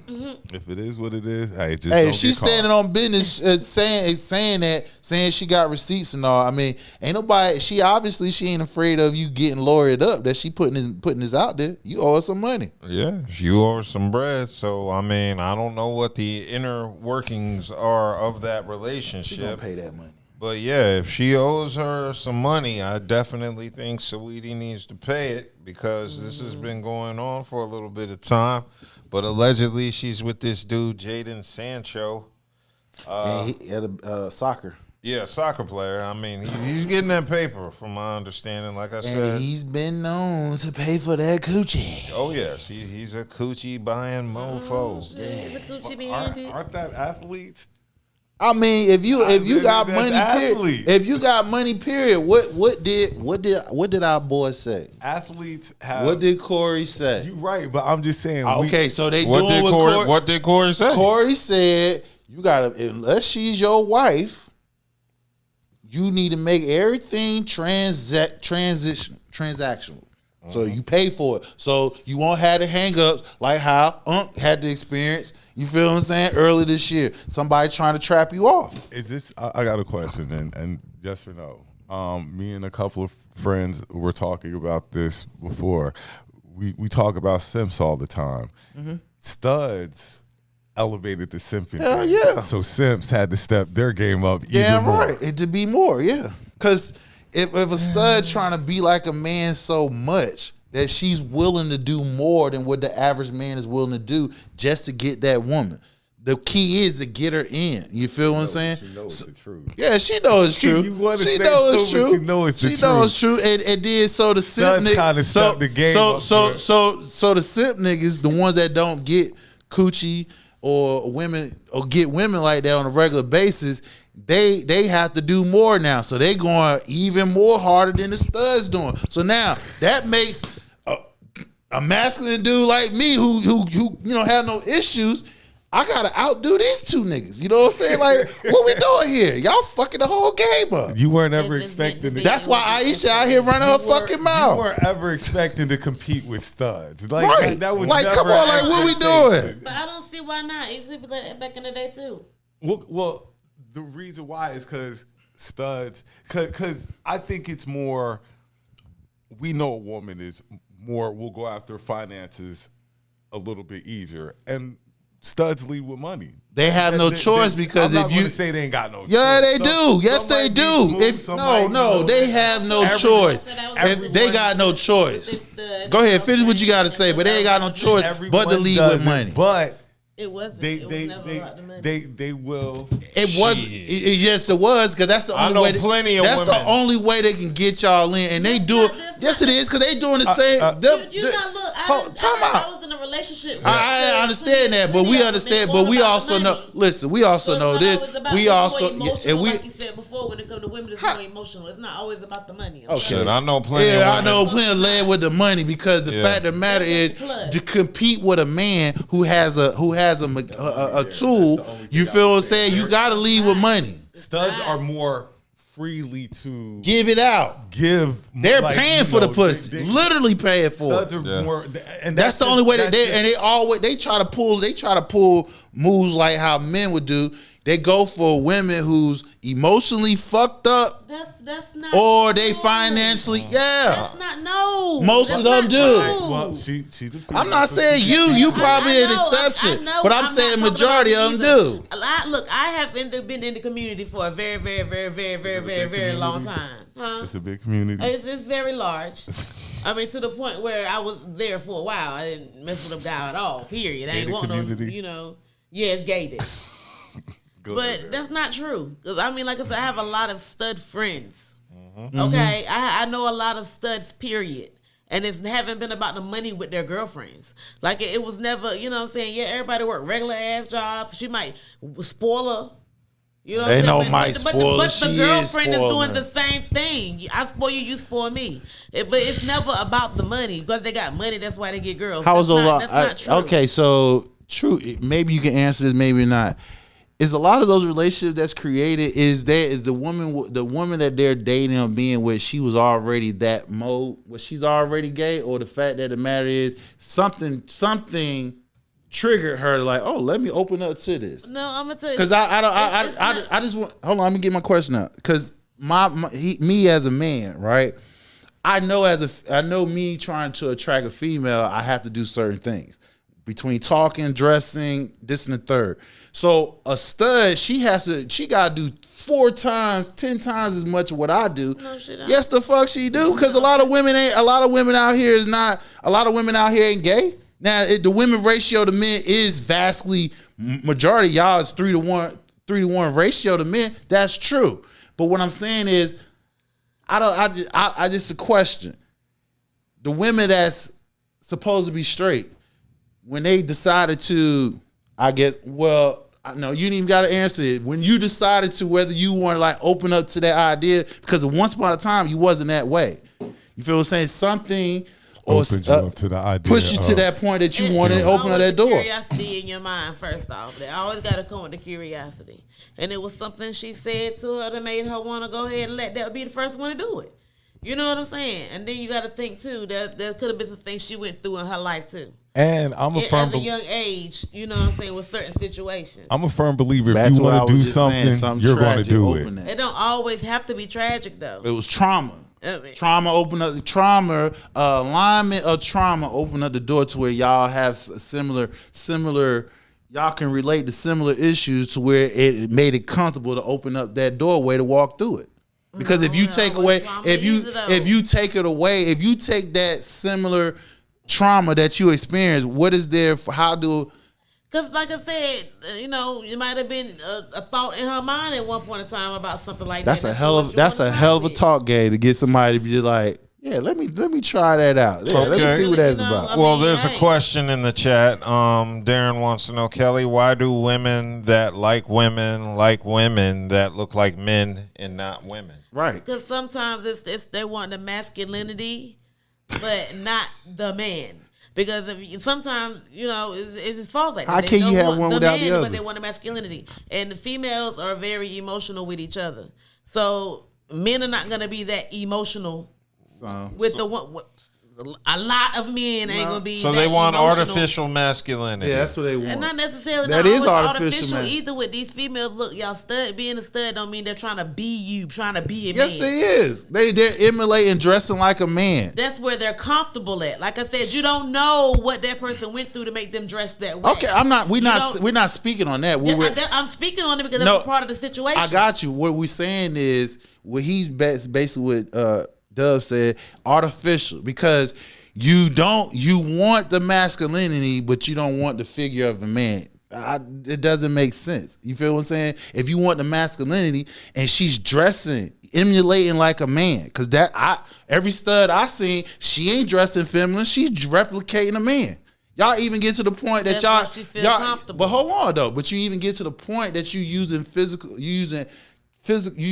mechanical instruments to emulate what a man does. That's what she feel comfortable doing. So it goes back to artificial masculinity. She doesn't want the man, but for certain things and stuff like that. Even if she want the man, period. And like I said, cool. sometimes people go through, like I said, traumatic things, and they know that the man is not really what they want, but they still want something dominant. And then there's studs that have been through things that don't want to be feminine because they've been through things. You see what I'm saying? But they're like, them kind of things is what got them in that situation in the first place. So you can't always say they're trying to be a man, or that's just how they feel comfortable. So it was because of things they may have went through. So it was a traumatic. Sometimes it can be, and sometimes it's just how they feel comfortable. Okay, so if it was a straight woman, she come across a stud, right? And if a stud able to convince this woman who was straight, and usually what you said, according to what you said, it was a tragic moment. They don't have to be like that, though. I won't even say that. It's not even convinced. If she wanted to go, she wanted to go. It wasn't a convincing thing. But the point is, but how you have yes, you do, because if she hasn't been doing it, if she hasn't had, she wanted to. It was already there. It was already there. If she gonna go, she going. Any straight woman, right? But if if she goes, and this is me speaking on the outside, because I ain't no damn woman. You feel what I'm saying? But I just know as a man, can't no other dude convince me like, hey, fuck no. You're right. You know what I'm saying? So I'm just like, if another dude had the idea to do that, then that's what he's going to do. People have their own inherent ideas. And the one that followed suit had a thought of it in the first place to do it. Yeah, she was already. Curiosity. She wasn't straight then. She was always thinking about the opportunity just presented itself. You know, it could be, she could be completely straight. Really don't want want a woman or whatever, but that thought. So that means the door is open. So that means the door is open that she can come back to the dick side. That's what you're saying, then, right? Yeah. Okay. I think that would be how does Stephen A. say fluid? It's fluid. I go where the wind blow. It depends on fluid. It's fluid, like you said. on what I feel like tonight. Fluid. Okay, I wanted to move off that topic and get into another topic because Brian McKnight was in the news, who happened to go on a crazy rant, apparently after winning a close to $9 million lawsuit. It's been a long journey getting to this day, October 16th, 2025, but we are here in the English countryside, about an hour and a half outside of London, and the verdict is in. We've been quiet, listening to liars continue to lie and keeping to ourselves, living and loving our life, as we said, leaving everything in God's hands and letting our lawyer do the talking. But according to the courts, trying to ruin my name and trying to bring harm to my family in a book filled with lies equals $8.8 million. And this is just the beginning, because anyone and everyone that helped promote these lies will hear from my lawyer in the days to come. No weapon formed against us shall prosper. Now, from my voicemail is the voice of a liar. Do not text Nico again. Do not call Nico again. Leilani, if you are also checking these messages, that goes for you as well. I am very serious about this. I am very serious about this. Do not text him, period. Period. Please understand that. And Brian, you know me. You know me. And you know that I mean what I'm saying to you.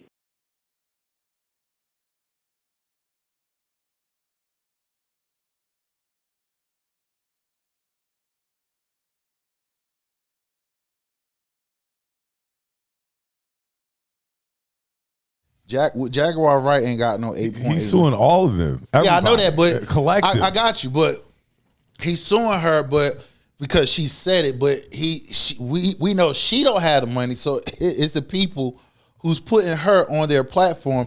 He's actually suing them together. So he basically saying, if you put her up here and she keep talking about it, you're gonna have to pay this bread. When the last time you seen the Jaguar Wright clip? Well, it's been a minute. So, yeah, this is due to a $9 million lawsuit Brian McKnight won against his ex-wife, Julie McKnight. And apparently, I guess this happened. It was like a default judgment. He sued her for, I guess, defamation of some sort, because all the details haven't came out yet. But apparently, maybe she didn't show up, so he gets a default judgment, and I guess that's what he was celebrating. Brian McKnight has been known as a villain these past couple of years, namely between the issues he was having with his kids. He has been in the news for calling his children evil and the product of sin. And he was celebrating the victory of his lawsuit with that video right there. And he's been blasted because his son, Brian McKnight Jr., said he decided to do this video on the first birthday of the passing of his son. So his son's birthday was on that day. The son that passed from cancer, his birthday was on the day of October 16th, the day Brian McKnight decided to drop this video. So a lot of people have been taking that to heart. And they haven't really exposed everything, but as you see in the video, that was a voicemail message from Julie McKnight, demanding him to not text Nico, his son, the one that passed away again. And his son, Brian Jr., blasted his father in his own Instagram post, and he just let people know he tried to not touch on shit, to let it go and to be the bigger person, to be mature. But he said that shit ain't going on with my dad right now. And the son said this to his 80,000 Instagram followers. So let me get this straight. So you saying he texted his son that passed away, his phone. So his wife has the phone. So she sees him texting the phone, and it's triggering her. So she's going off on him. That's some weird ass shit. I don't know when this voicemail was from. I'm presuming it's when his son was still alive, and I guess he was texting his son. I guess maybe in the hospital. I'm just presuming this because I'm like, it don't make sense if he's been passed away for over a year. Why would you come out of now? Only thing I can draw from that is the phone is still active. She still has a phone, and he's texting the phone. No, because she would have said stop texting Nico's phone. She said stop texting Nico, which meant that's why I presumed that this was an old voicemail when his son was still alive. Okay, that's what I'm. There's no date stamp on the voicemail. Gotcha. So yeah, I'm just assuming it was probably when he was in the hospital and Brian McKnight tried to reach out to him. So I don't know what he's trying to prove. Like, all the details haven't been released. It's just his video and us kind of piecing together clues as people who watch the video. So I'm curious to see how this video is going to play out. Of course, Brian McKnight is public enemy number one. I don't think he's going to get $8.8 million. I don't even think his ex-wife has that type of money. Not saying I know what she does or what her pockets are, but I would assume she doesn't have that type of money to be giving her ex-husband.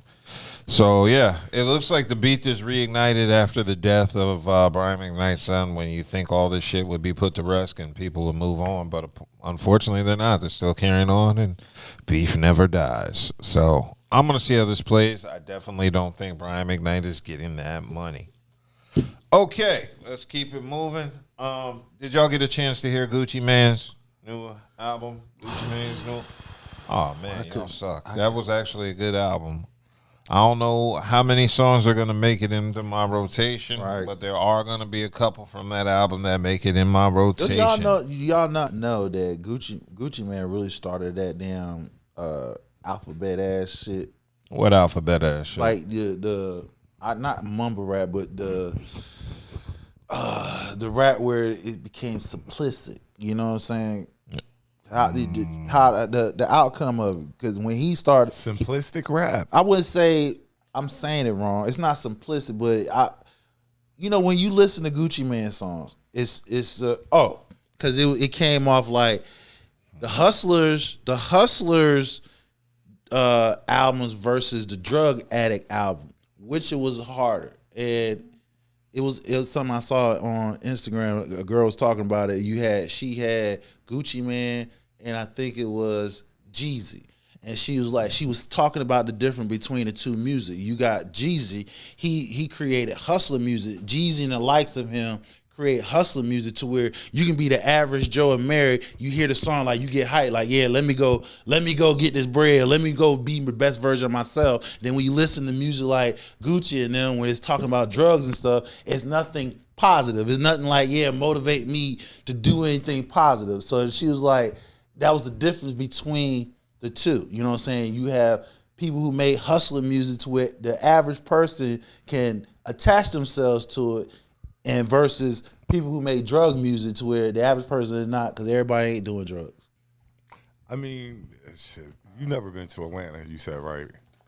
Atlanta is a different scene. Yeah, Atlanta's completely different. So their music reflects Atlanta life. Yeah. It definitely reflects life in Atlanta. Yeah. And in Atlanta, it's either you're a Gucci fan or you're a Jeezy fan. Yeah. You know, it's rare that you're both, but you either deal with one more or the other more. That's just the Atlanta lifestyle, or at that time it was anyway. Yeah. Well, y'all missing out on a very good album. It's called Episodes, and Gucci is. You said Gucci made a good album. Yeah.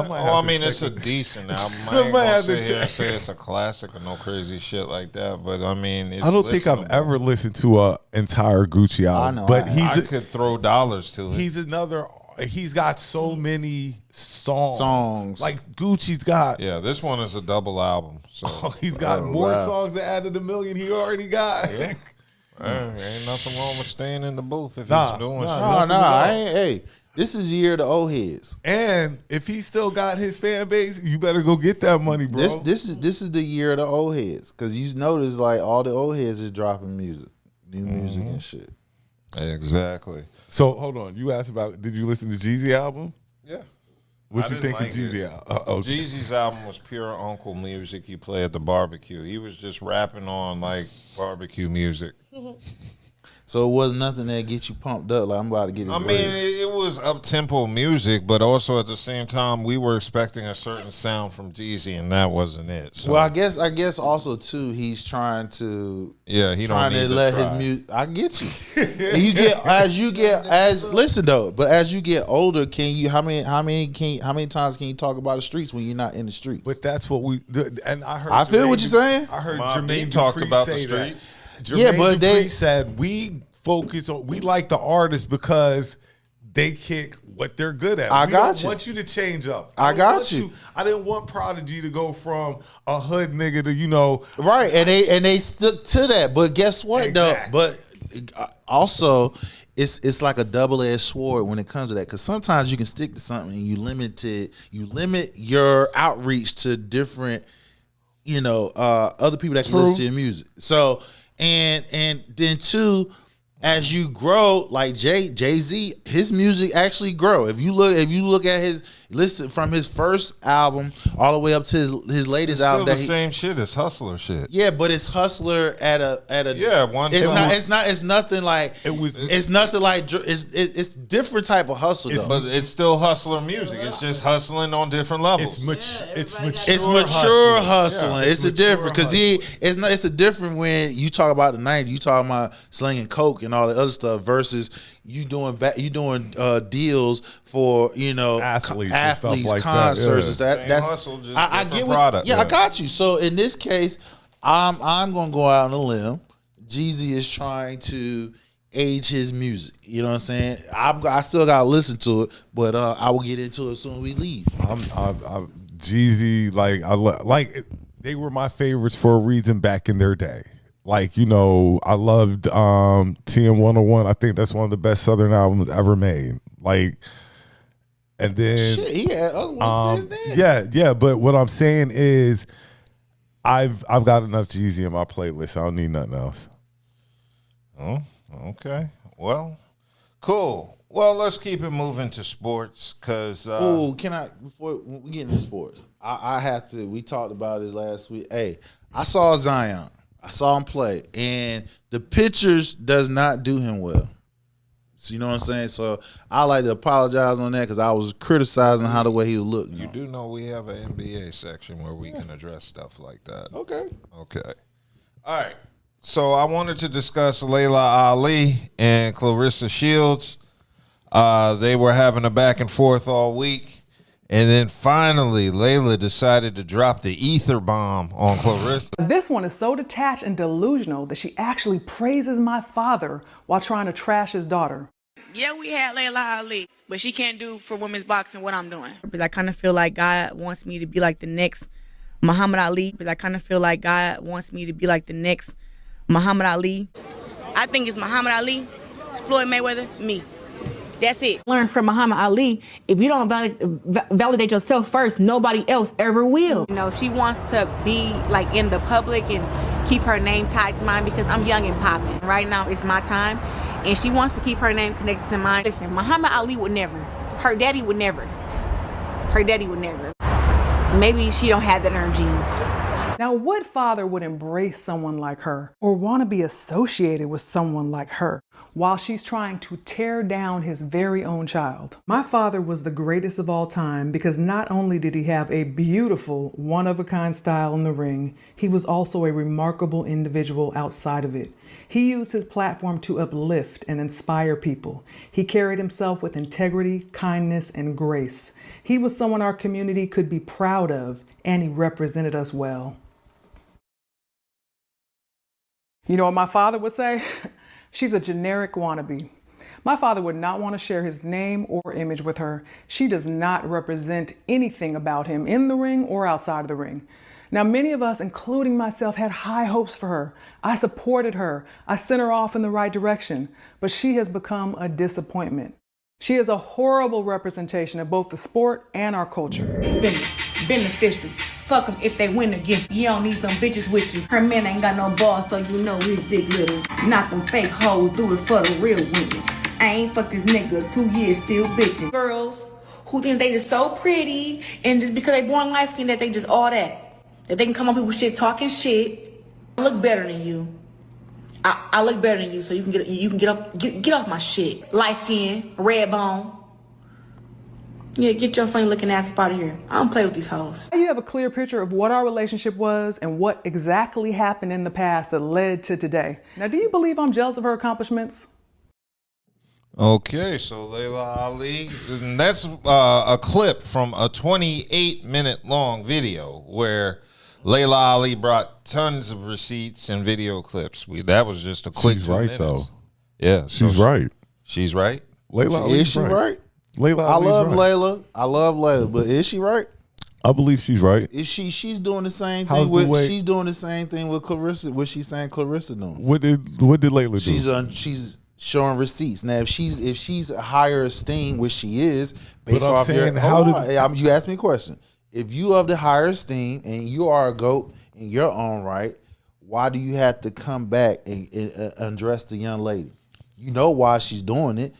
And don't act like you haven't been engaging with her, because she has been. You're the elder statesman in the game, but you engaging with her, going back and forth. Right. So what we said about Cardi B and Nick, it don't nobody look good in this situation. Because if you are the elder statesman in this conversation between the two, then you supposed to handle this behind closed door instead of having a 30-minute undressing of a woman. Because anybody that knows, if an elder statesman do that to a YN, what they gonna do? But my question is this: how do you think Clarissa Shields conducts herself? I mean, she's doing. I think she's excessive at times. She's But the first social media boxer. Okay, but do y'all? that adds on to Okay, but do y'all fault her though? Because how the way they come at her, they're not giving her flowers. Number one, she's not getting the payday that she's supposed to be getting, like how some of these women got on Netflix a couple of months ago, and she's better than all of them. She has more accolades than all of them. So, but isn't there several ways to skin a cat? The way you might be going about things might not be the way you should be going but you about also it. If got you would have came at Layla a different way, I think again, I believe that big fight. I believe that was a two-way street on that one, because I've been following this thing between them going back and forth, and Layla has been openly engaging with her. So again, for you to be the elder one in this whole situation, there was a whole way that you can handle it. You create a 30-minute video undressing this woman, and you've been at fault as well, because it takes two to tangle. It does. So she's just as bad in this situation as Clarissa, my opinion. Well, I just think Clarissa's excessive at times, and like Darren said, what that's is a two-way street. Yeah, what has Papoose done to her? Why does she think she can rap? So I thought that was. I mean, hey, he probably. That's excessive. She shouldn't be on dropping bars. She can't rap. Did you hear what she? I heard what she said. I heard what she said. She's just a beginner. She everything. She don't need to do that. Hey, she like need to everything, fight. you got to train. Focus on your craft. You're already to focus more on your craft. Like, yeah, that was excessive. Listen, Pap is got her in training. Okay, give her about another 6 months. She gonna drop some heat on you now. Pap gonna write her some hot shit now. He did it for Remy. She ain't making no money from rapping. She making money from knocking bitches out. She tried to open up. Pap need to find somebody she can knock out. I feel you. She tried to open up that door for that. Open up that. And Layla would have been the perfect fight. Like not even. No, it would have, because Layla is for 20, the. Nope. You're saying that she hasn't gotten the payday she deserves, right? She hasn't. Okay, you don't think the Layla fight would have given her a payday? No, it would have, but it wouldn't. It to me, I wouldn't want to see that, because while Layla hasn't been out, she's been out of the game for over a decade. Man, you just said you want to see Mike Tyson and Floyd Mayweather. No, I did not. I said I did not want to see that. Oh. We all said we didn't. I didn't want to see that. It's an exhibition fight. If you're gonna sell it as an exhibition fight, okay, fine. But if you're gonna sell it as them fighting, no, I don't want to see it. Sell it I as don't an want to see exhibition. it. That's the hot thing in the streets now, anyway. Yeah, but even then, like I said, you still not gonna see what either woman can actually do. Because in their own right, when they are boxing, they were dominant in their craft. And both of them is the GOAT in their craft. So you're talking about different generations. I just want to say one other thing. Clarissa Shields must have bumped her head when she said Layla Ali was ugly, though. Of course. We know she not ugly, but again, she got to be, for you to be the top dog in what you're doing, you got to be confident in whatever it is ain't got you nothing do to do and with say. looks. And you're right. Hey, listen, it's far from ugly. Listen. What people will sit here and say that was an asinine statement, in her mind and her followers, you feel what I'm saying? She was spot on. She believe it. No, you're wrong. Hey, she believes it. Just like you made a statement earlier saying, hey, if I'm wrong, I'm going to stand on this island until somebody prove me wrong. She's doing the same damn thing. Okay, so yeah, according to this video, Layla just put it out because she said she was tired of addressing the false rumors about her being jealous of Clarissa or that she was a bitter veteran who is not passing the torch. Actually, in the video, and I saw some of it in the beginning, Layla discussed back traveling to Colorado for a CBS segment to highlight Clarissa Shields for the 2016 Olympics.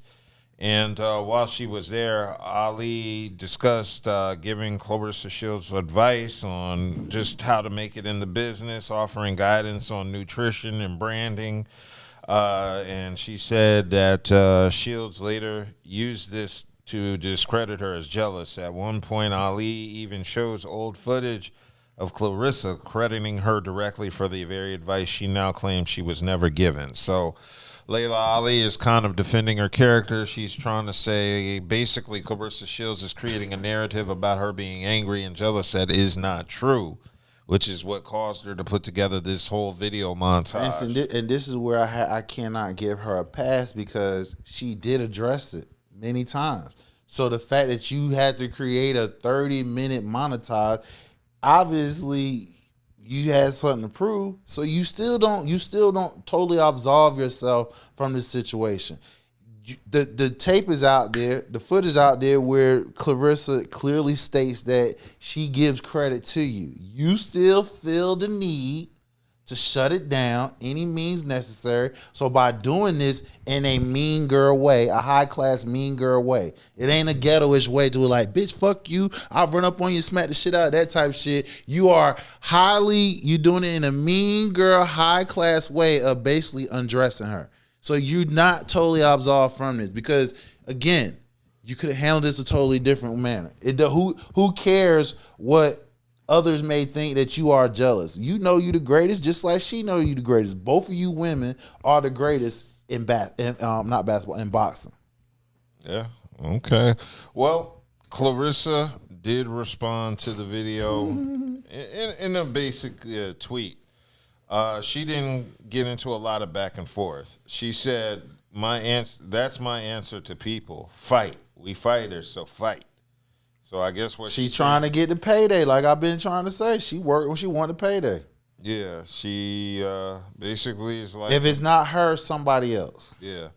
So basically she's saying, hey, instead of doing these videos, just get in the fight and let's fight.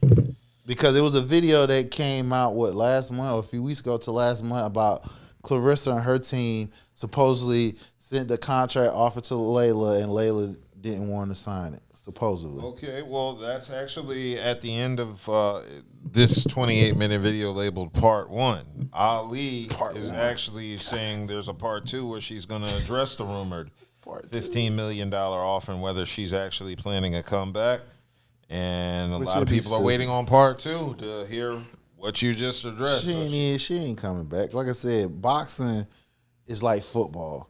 If you don't keep your body physically, and even if you train, it's a difference when you actually get in the ring. Now, boxing, you can still keep yourself in that mode because you can spar, okay? But I doubted that she's sparring as much as she was when she was in it. So when somebody punch your damn arms and you get hit in the face, your body ain't gonna take that punishment like how it was when you was in the game. So, unless you're gonna sell it as an exhibition, that's the only angle that I can see her coming back to do anything pertaining to boxing. Okay, well, We'll see how that plays out. I would like to see Layla Ali, Clarissa Shields fight, but I guess I got to wait for part 2 to hear what the real story is behind that. So yeah, we're gonna keep it moving. NCAA football. I watched yesterday as UNC lost to Cal. Boy, listen, I revoked that young man's scholarship. I'm sorry. Yeah, if you watch that game, Why you gotta be so harsh, man? Mistakes happen, dog. If he fumbled on the goal line. You're right, bro. You fumbled at not the one. You fumbled on at the goal line. They had to win the game, right? And it was under 2 minutes left. Matter of fact, no, it was under 30 seconds. They scored. They score on that touchdown. Game over. You ain't serious about football, young man. Right. That's 2 hands So over the ball. He had 2 hands on. He didn't have a firm grip, and that damn defensive back came in and punched that shit out, and he fumbled that shit, and it came a touchback. I was like, damn. Yeah. So California won out 21 to 18 because of that fumble. Yeah. They are 2-4 now. Yep, 2-4. And you can't put this on Bill because they had him in a position they would have won that game. They're going to put this on Bill. They can't because that young man did not keep that firm grip on the ball. That was a touchdown. Nathan Leacock. Yeah, that was his name. Dropped it, punched out. Yeah. Oh, it was punched out. Yeah, it was punched out. He was about to score. The defensive back came out from his right to left. No, left to right came in and punched that shit out. I want to say he the one who recovered it too. Yeah, and he recovered. Yep, he damn sure did. Number 4. It was number 4. That's what he punched it out and recovered it. And recovered the fumble. Yep. I feel bad for Bill Belichick on this one because he's going to catch heat for it. And that's what I was going to say. He going to get the blame for this, and that was not his fault. I'll see how, because anybody who watched football know he put him in the game. He put them in a position to win. Gotta blame the coach. It was on that receiver. He fumbled it.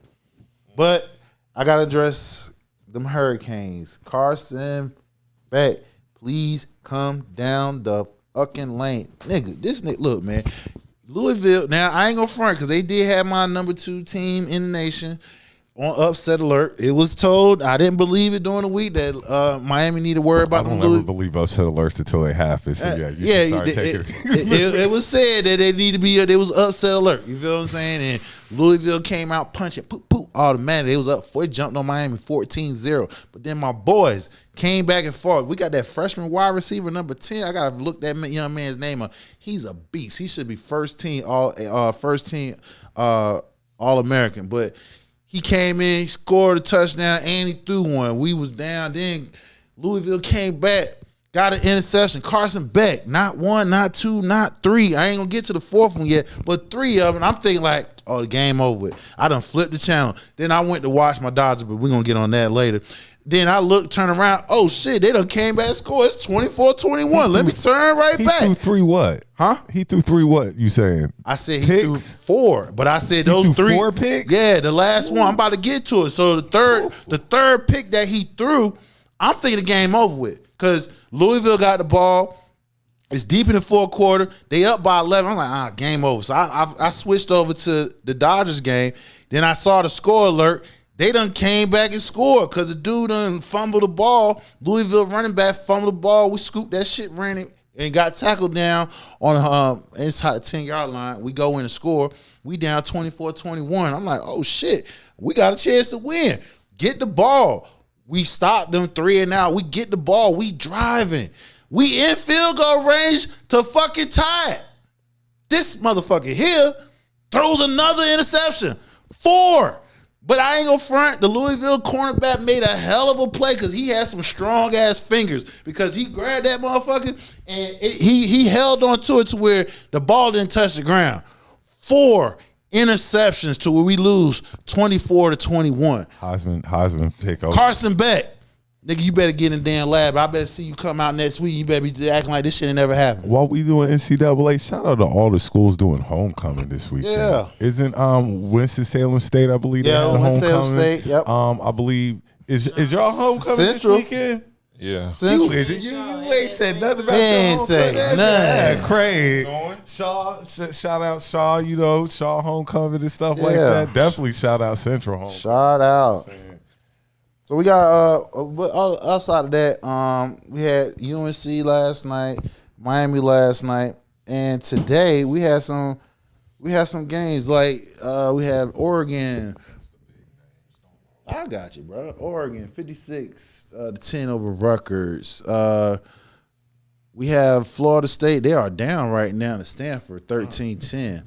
We had SEC matchup earlier today. Number 5 Ole Miss went into Georgia. That was a great game. Yeah, I saw that. They were going back and forth, man. But they quarterback from Georgia, he balled out. They scored 17 unanswered points in the fourth quarter. And, Ole Miss, they ended up losing that game. We lost. Oklahoma beat my boys they lost. in Columbia. Damn it. Another upset, which that fucked my parlay up. Texas Tech loses to number 7, loses to Arizona State 26-22. We have Texas won. They won in overtime. Wow. They beat Kentucky 16-13. I know them stats ain't looking good for Archie. We know he coming back.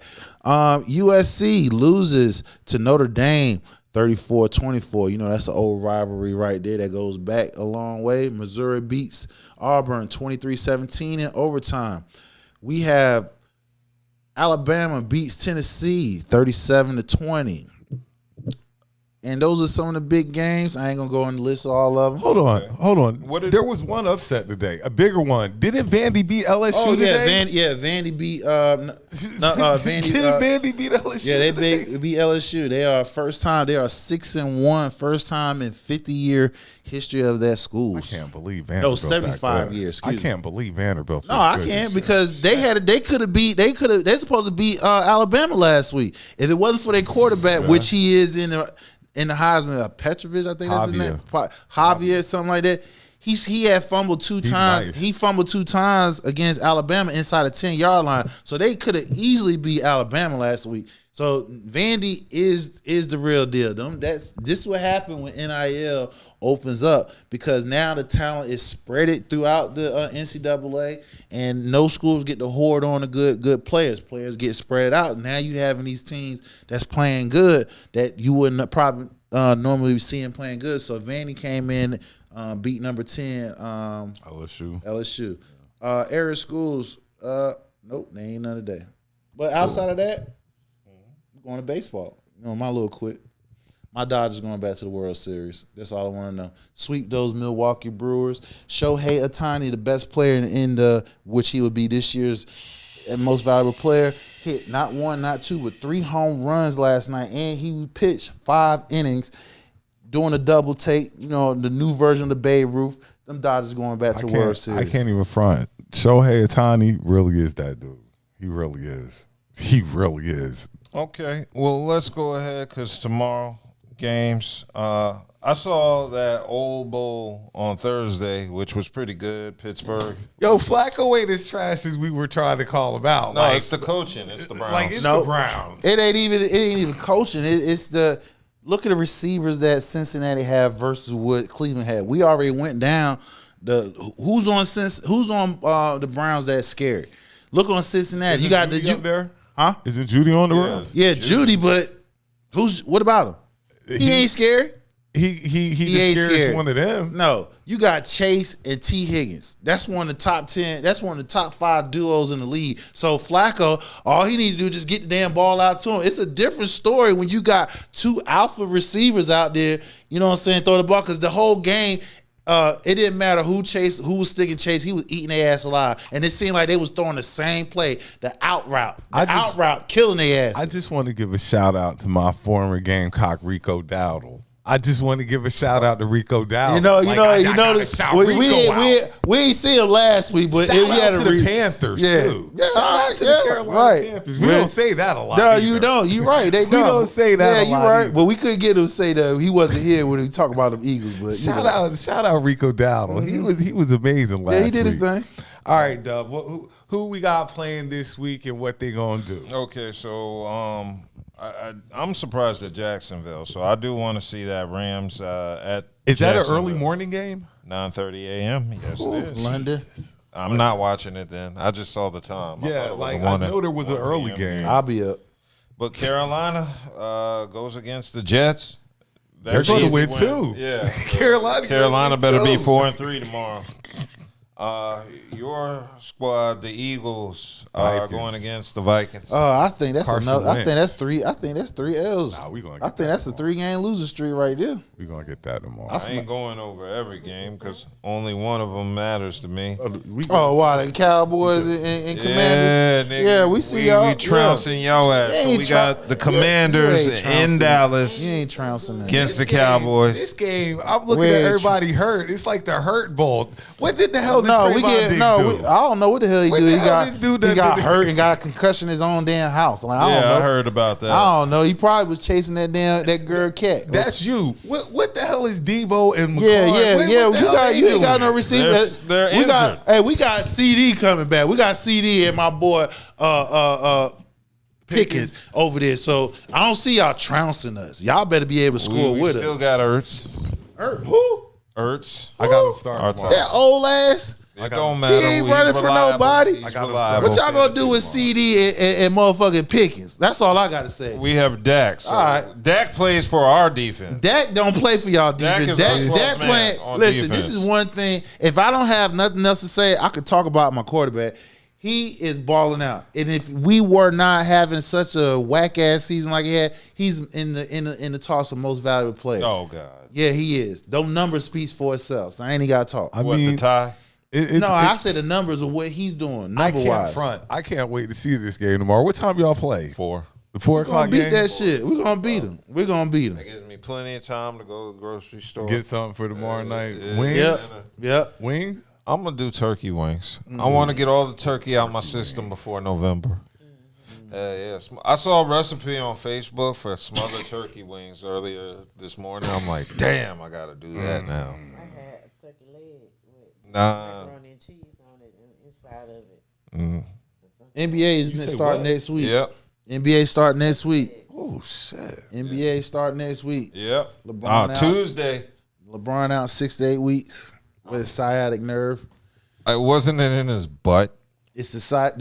Everybody's sciatic nerve goes down your back and it goes between. It goes down your butt cheek and behind your leg. Everybody got it. Everybody got it. You. Everybody got a sciatic nerve. So his is pinched. Well, they said Joel's going to. Oh, your boy, hey, he been all right. I don't know. Hey, listen, hey, Joel, hey, listen. I ain't even gonna stunt. He been doing this thing during preseason when he came out I and have played. not been watching any. I've been keeping, and then like I said, let me reiterate what I was saying before. Zion, I did have some jokes on him, and the pictures do not. The pictures do not. to apologize. Look, I'm gonna say. I mean, I'm I gonna be haven't seen real. him. The pictures do not do him justice on what he actually looked like, because when you actually see him on the court, He looked lighter. He looked like he's a healthy version, and like I said, his game it don't look like it fell off.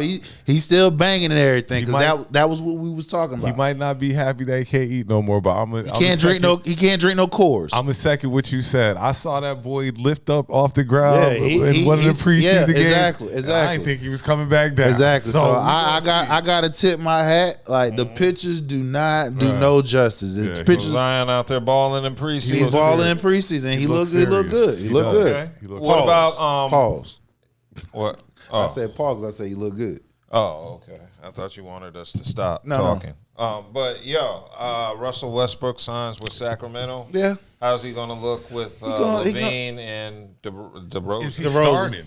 No, he coming off the bench. Nah, yeah, he got to be 6 man. He coming off the bench. He he was in a strong running for 6 man What a do you year when expect? he had Denver. What do you expect from the Kings? Nothing. Okay, then. I mean, they in a tough ass West. I mean, shit. Hey, they gonna be entertaining. He found his way back into the NBA. Congratulations. We don't expect nothing from the Kings. Nothing at all. Another thing I wanted to address was the retirement of Malcolm Brogdon. Yeah. That threw me off because he'd only been playing for what, 9 years, 9 seasons? And nobody would have asked where Malcolm Brogdon is if you hadn't brought that up. He was rookie of the year. I thought it was noble because he said he just didn't want to deal with the mental and physical grind of the NBA no more. He was tired. Yeah. Sports is tough. I don't think people understand Especially how when you get in that enchilada top of the league. physical, but even the mental aspect of it. Like you have to ramp Be on your up. best behavior. Well, not just that. You have to ramp up every part of the year to get ready for the season. Every year you have to get physically ready, and after a while, that I done made my money. I done counted everything up. I'm looking at my account like, do I really want to get back up for another season? So he wanted to spend time with his family. Yeah, I'm not knocking Malcolm. Yeah, he done made the money. He feel comfortable with what he got. He got a comfortable situation, so he don't feel the need to be in there.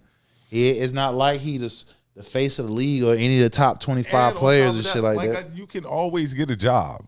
Like you get a job anywhere. I don't think the money he made, he ain't working nowhere. He got businesses. But what I'm saying is you can get a job at your old school, at your old college. Like you talking about just if you want to stay a part of the get back to the game. But most of them when they hang with the kids, they do the AA. That's the way they start doing AAU. They be coaching on the AAU circuit. Cool. Well, in addition to the NBA, I guess I wanted to take time out to acknowledge Angel Reese being the first pro athlete to star in the Victoria's Secret fashion show. Did y'all get an opportunity to see Angel walk? Yeah, she was nice. Her and Olympic gold medalist Sunny Lee. Oh, Sunny Lee was there too? She was there too. She had her wings too. Oh. Yeah, so And then so that was nice. She's nice. Angel was walking and got her wings. Yeah, she's definitely looking righteous in her. Hold up. Well, we talking Angel. We ain't gonna talk. Yeah, we gonna. Okay, hold on. We actually brought about last week. We acknowledged them that they won. They won it. Okay. Dominant team. So yeah. But go ahead. So basically, the event was televised. Angel had everything out, and she did. Yeah, she did. Did you see the picture? Oh, yeah. The Angel. Look, that's a tall. Tall man. She got the body. Yeah, she does. Tall. Yeah. So there was another model that was pregnant. There was a 9-month pregnant model, Jasmine Tooks, whose baby bump was visible through her dress. You said she was how many months pregnant? 9 months. Of course that bump was there. Of course that bump was present. Yeah, so it was just an interesting night because you get to see Angel Reese, her cheeks. And I'm sure she'll be complaining about being sexualized by the time the next WNBA You can't. Starts. Not with all them cheeks out. Like, you had all them cheeks out. Yeah. It was. That's all nice. You saw was cheeks. Yeah, I know. That's all you saw was cheeks. That's why you saw legs and cheeks. Yeah, and it's really crazy having to read the comments of all the videos because you got them overzealous white dudes in there who are trying to hate. Right. Mm-hmm. It'd still be funny when they try to rationalize the looks department and try to make Caitlin Clark compete with the looks department, and it's like the hate ain't that deep, right? It's really not. Like they was coming for Asia, the Caitlin Clark fans. But go ahead, Yeah, so I just think they're out of line when they get an Angel Reese for her looks. Because that's night and day right there. They're not even in the same stratosphere. Exactly. So. And then, like I said, the Caitlin Clark fans try to get at Asia Wilson like, hey, man, listen, y'all need to stop. Like I said, and this is the reason why people be coming at her because y'all be the ones. Y'all be setting her up. Let her game do the talking. She was injured this season, so she had to get herself well and everything. And you saw who was the big dog, Asia Wilson. She's the big dog. Shout out Asia Wilson, the big dog. Most valuable player in the regular season and the damn finals. And it's the first year that they went to Game 7, a 7-game series. Former Gamecock Asia Wilson. Yeah, 3-time champion out of a 4-year period. So they the real dynasty team. And to remind you, with people that I keep trying to remind people, they start off the season 14-14 at 500, reel off 17 straight games. Who? The Aces. Oh, Aces, yeah. They started off 14. they got blown out for by 40-something points. I think to the Minnesota Lynx earlier this year. They got the whooping ass. Yeah, Asia said, look, nigga, look, bitch, don't bring y'all ass on this goddamn court. Y'all ain't ready to play. They went the ass. And they reel off 17 games in a row. Yeah. Cool. Well, y'all got anything else to address? No. Just make sure when you go on them videos and you comment, it's a hype section. Slide over there and hype the videos up. Like, comment, share, subscribe, share, tell a friend, tell a friend. Okay, well, yeah, thanks y'all for tuning in. Make sure to like, subscribe, and share, and all that good shit. But we'll see you next